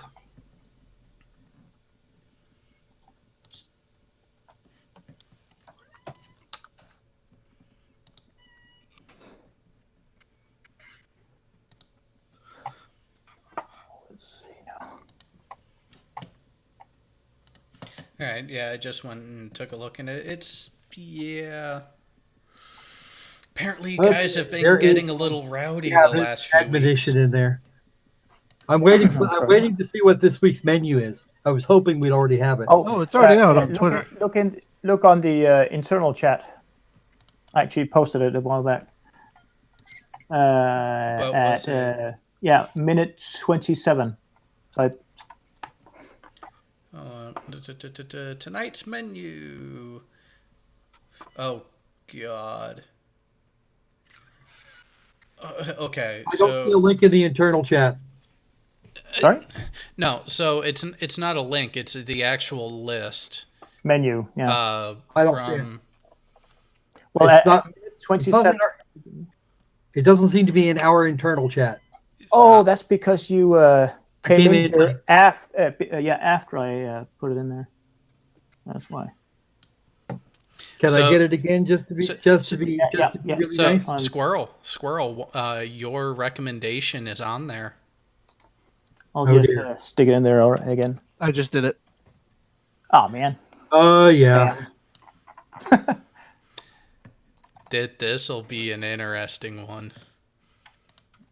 Yeah, And that spirit science that spirit science video. We should probably do it first because the sheer stupid per second is incredibly high. Jordan is always at the top of the 30-second stupid challenge. I remember incorrectly in terms of the EV blog video. I put it on the external chat. The description is what's inside a $250,000 1980s vintage IBM server hard drive used in banks. Oh dear. 1.89 gigs or 3.78 gigs. 1.9. I would just love to just hear the thing boot up from start to finish. I want to be there. I want to feel it. Probably would be having trouble lifting it, but still. Are you? Yeah, are you gonna that hard need drive I was describing is about 100 kilos worth of just raw metal. Yeah. The sad part of it is like drivers outside the external, right? On a separate enclosure. well, you're talking about the card for the electronics card? No, it's actually on the thing. Well, yeah. What do you call them? The drive circuitry for the read and write heads. Yeah, that's been on the outside. That's been on the outside of the beast forever. The only thing that they put in the enclosure are the actual platters on a standard Winchester drive. Well, it's just, I believe you're talking about IDE. That was when they were added. That's when they put the controller on the I itself. But Yeah. Before that, they were all separate. Integrated drive electronics, IDE. well, it's just I remember looking, watching a video about another one of those humongous hard drives where it was for one hard drive, you had two units, the drive itself and another box. I think it was a power supply as well, but it has some control circuitry in there as well. Yeah, that was the one that came from the EV blog. I watched that video too, and I had because I didn't want to tear apart the drive I have. The sad part of it is that drive's worth more is actually worth more to a museum than it is at Melt. Yeah, but it's not that video I was thinking about specifically. It was way before watching that video too, either, actually. But I just can't. I hate my brain. More these days. I hate my brain for not working. Yeah. Wish I had any pictures of the sub brass, but of course I could never take any pictures of it. So. I could have, but I wouldn't have been able to take them off the boat. So, Well, that's what I mean. Is like I couldn't take photos in the combat system electronic space. So. Yeah, well, I mean, I could. They would have. I just That would have been frowned upon. Well, I'm talking about you could officially take pictures, but for like official stuff, I'm talking about like you couldn't personally take pictures in the combat system electronic space. if you guys were making enough of an ass of yourself, I would. I mean, frowned upon is somewhat of an understatement, I think. Yeah. I mean, even the few pictures I took at the Nighthawk exercise in 2014 on my phone, I had to get them vetted or approved before I could even. It was stupid because take them home. Yeah, they could delete the photos on my phone without a problem. I mean, it was already automatically backed up on iCloud Drive, on Google Drive, and Dropbox. But I still had to relinquish my phone for them to go through it. I was in the on the SOP office at one point. I found some pictures of some equipment. Like here's the computer system that we had. Look at this ancient thing.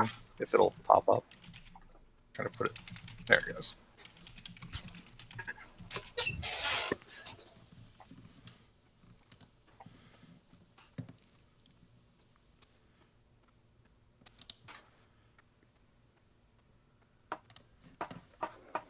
Let's see. Oh, hey, that looks a lot like the ARM 200. It's a Yuck 43.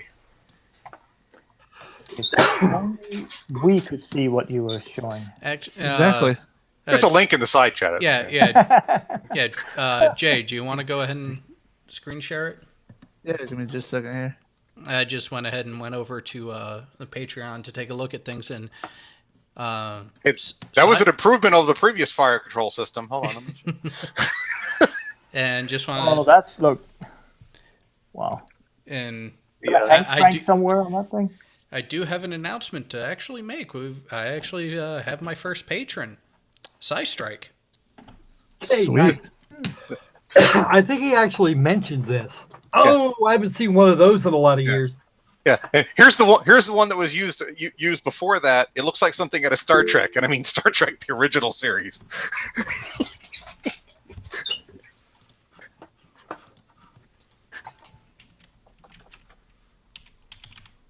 Let's see.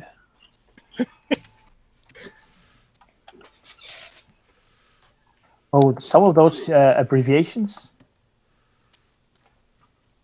You like what? What would that? What It's do those ANUYK. represent? Well, Yeah, what- UYK7 was just the model number of it. The No, AN okay, it didn't mean before anything the specific. AN before it means Army Navy. Well, that one I know, but it's just the. I didn't. I wasn't Ooh. sure if I was allowed to say it outright. But you know that the UYK thing. We call it. It's just yeah. I don't think it stands for anything. It hasn't for anything. I mean, yeah, I I'm mean, trying to find ANPR. I mean, that would be programmable radio. Well, I'm trying to find a good picture of. CCS Mark 1 used that Yuck 7. Busy 1 used the Yuck 43. CCS Mark 2 Mod 1 used the Yuck 43 as well. The later mods went into the COT system where they replaced that with off-the-shelf stuff. But the computer had two 8080 processors in it. 80. The 43, yep. And I mean, these were modular processors. Like I could go in and change the APU in the CPU. Wait a minute. Are you saying 8080? Are you saying the precursors to the 8086? Yeah. Yep. Okay. Cool. Nice. Yeah, the Yuck 43 had two 8080s in it. It ran completely parallel. Like both of them were doing the same tasks. Basically under the idea that if one of the CPUs failed, the other one was just still doing the same tasks, so it would just take over. And I thought I had a cool CPU in my oldest surviving computer. But I mean, it was wild. I mean, these CPU modules, like they were modular. You'd open up the CPU module. There was like the APU inside the CPU was replaceable. You could literally try finding something that user friendly today. And of course, back in my day, we used to troubleshoot these down to component levels. So they don't think they do that anymore. Depends if on you're the lucky, RAID in the it's system. module Holy level. crap!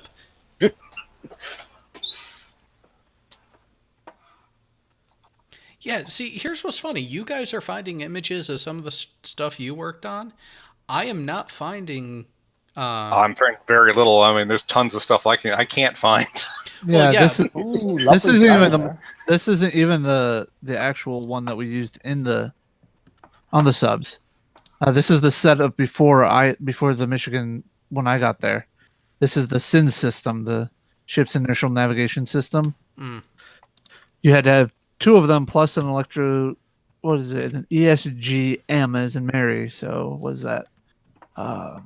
Electrostatically supported gyro. I can't remember what it is off the top of my head here, but So I just linked one in the internal chat for you. Go ahead and share that one. This isn't a test bench. This is a piece of support equipment that every shop I worked in had no less than 4 of them. Take a wild guess what decade they're from. That's not what I wanted.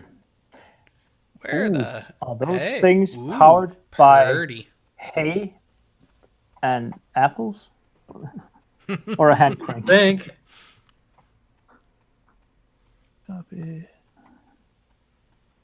This must have been before, way before Heathkit started their selling their kits. No, their radio sets as kits. Yeah, a year or two. If that Let me one just- didn't work, No, it works just fine. I want to. Radio BLVD. try that.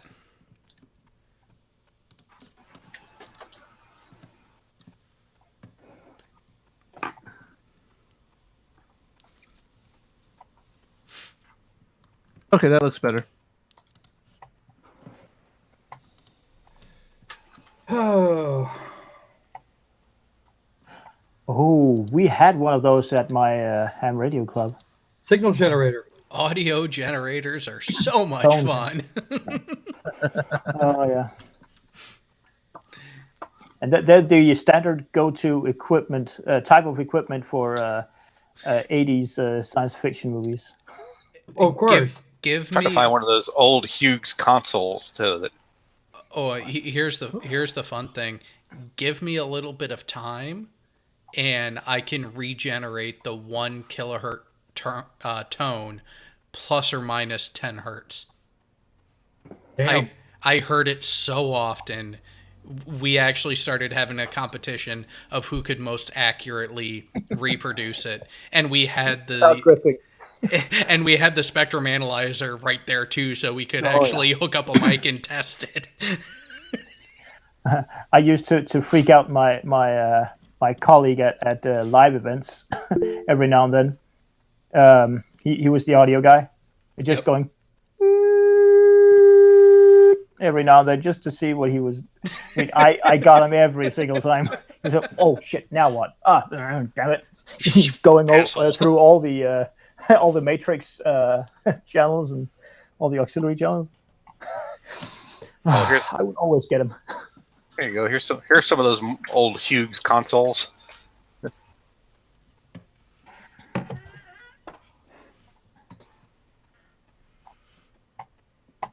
You were really fancy. Those CRTs on that thing, those aren't even those are not interlaced. Those are not progressive. They are vector. I haven't seen Vector in a long time. That does look familiar. I'm giving up on that search. Well, go ahead and share it. And by the way, Nim, those audio gens date back into the 50s. And you have to, when you start them up, when you need them, you have to start them up at least an hour, well, half an hour before you actually need it. Oh no, ours were in use so frequently they only had a couple minute warm up time. But if the frequency started to drift on some of them, you just give it a nice hard smack on the side, and it'll hone right back in. Damn! I mean, there's ovens in there. I mean, what? Just smack them? Oh, don't tell me that was part of that was in the field manuals for them. Nope, that was pure shop OJT. Oh yeah, nice. I'll tell you what, working on tracks on that thing was difficult. The newer ones, they started adding track balls. All we had were these little knobs, and oh man, spinning that little knob around there, trying to get a track fixed. Which in Denmark is affectionately called a clitoris. I mean, on ThinkPad laptops, you have that red knob there. That's not a track point, a track ball. Yeah. The big ball. Yeah, but it was ball. Not the little point. Okay. All right, guys. Well, we need a little bit of downtime before Size Strike show. And oh god, what are you showing now? Oh wow. Oh god. Ooh, nice. The Beeps 15, Beeps 16 radar console. Ugh. And I Hated can't the help thing. thinking about Spaceballs, the movie.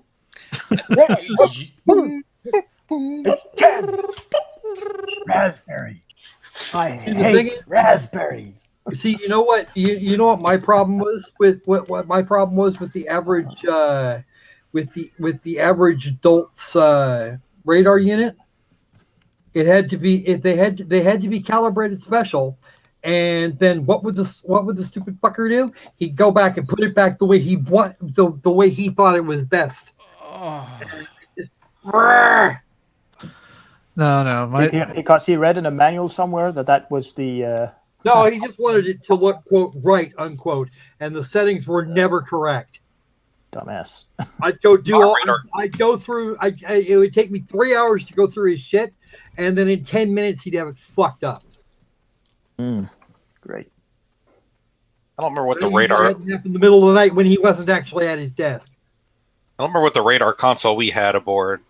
It was much smaller than that. I don't know much. yeah, that's the closest thing I could get to a console See, for what- the B-15. Here's the fun part.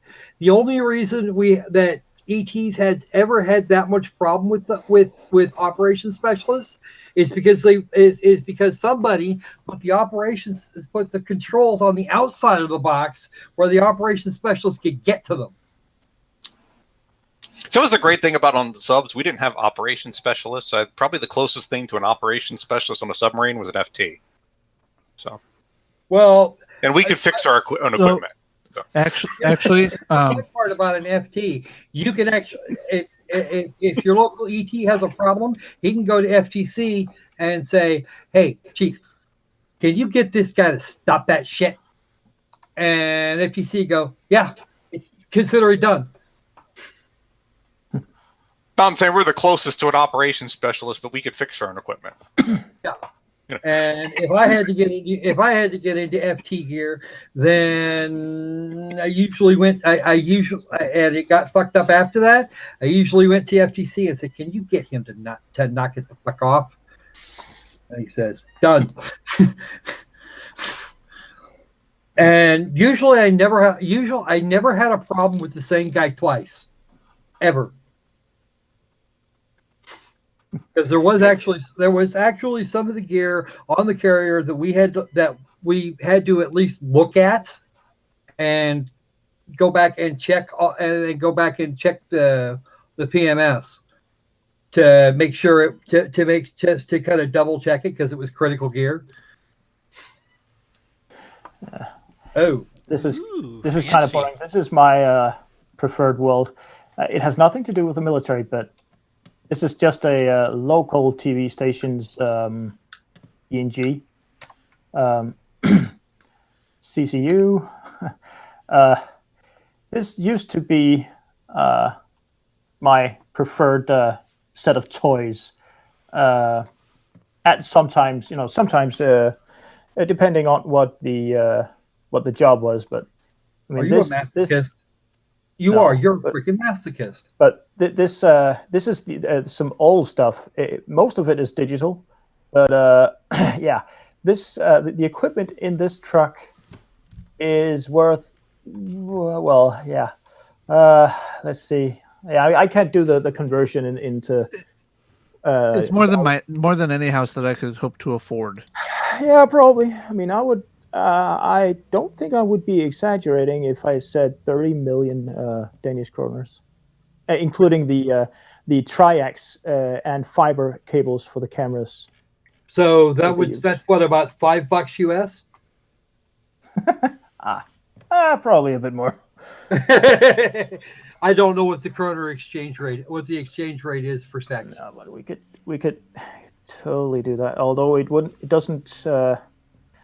That conversion doesn't take VAT and all that shit into account. But let's just do it for giggles anyway. Oh, that's a lot of zeros. Damn. Yeah. That's $4.6 million. Oh, damn. But that's just me shooting at the hip from the hip. I don't know. Yeah, I never paid for this stuff. I just use it. I mean, why pay for it when you have customers to pay me to play rent with it for them? Yeah, I mean, just these speakers alone. Yeah, but also remember, there is a saying, You break it, you buy it.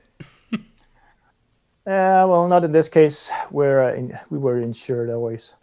Ah, okay, you got lucky just- on that end. Well, but Yeah, with that, I it was- is 35 past the hour, which means we And have should probably 25. bail out so we can do stuff and things before Psy Strike summons. Prepare your booze. Yeah. But by the way, Yes. guys, for those of you Dude, joining what booth? the movie night on the internal chat, I linked in a hammer from Psystrike, a warning. It's on the panel members on the Discord, but Yeah. still take heed. There's Yes. also been an update to the menu as well. Apparently, we're going to be covering Mel's vid. So Ooh. Yes. All right. Oh, I haven't seen that yet. Damn it. All right. So I Stuff and- definitely have to be a part of it this time. So for all of those out there actually still watching, thank you for staying along. If you enjoy what you see, if you want to help expand things, there is the Patreon down in the description box below. Also down there is a link to 22 Kill, which is a great organization centered around veterans' mental health issues and events to bring awareness, especially about suicide awareness and prevention. With that, it's been a fun night once we got YouTube to behave and fucking go live. But then we will see all you guys next week. Take care.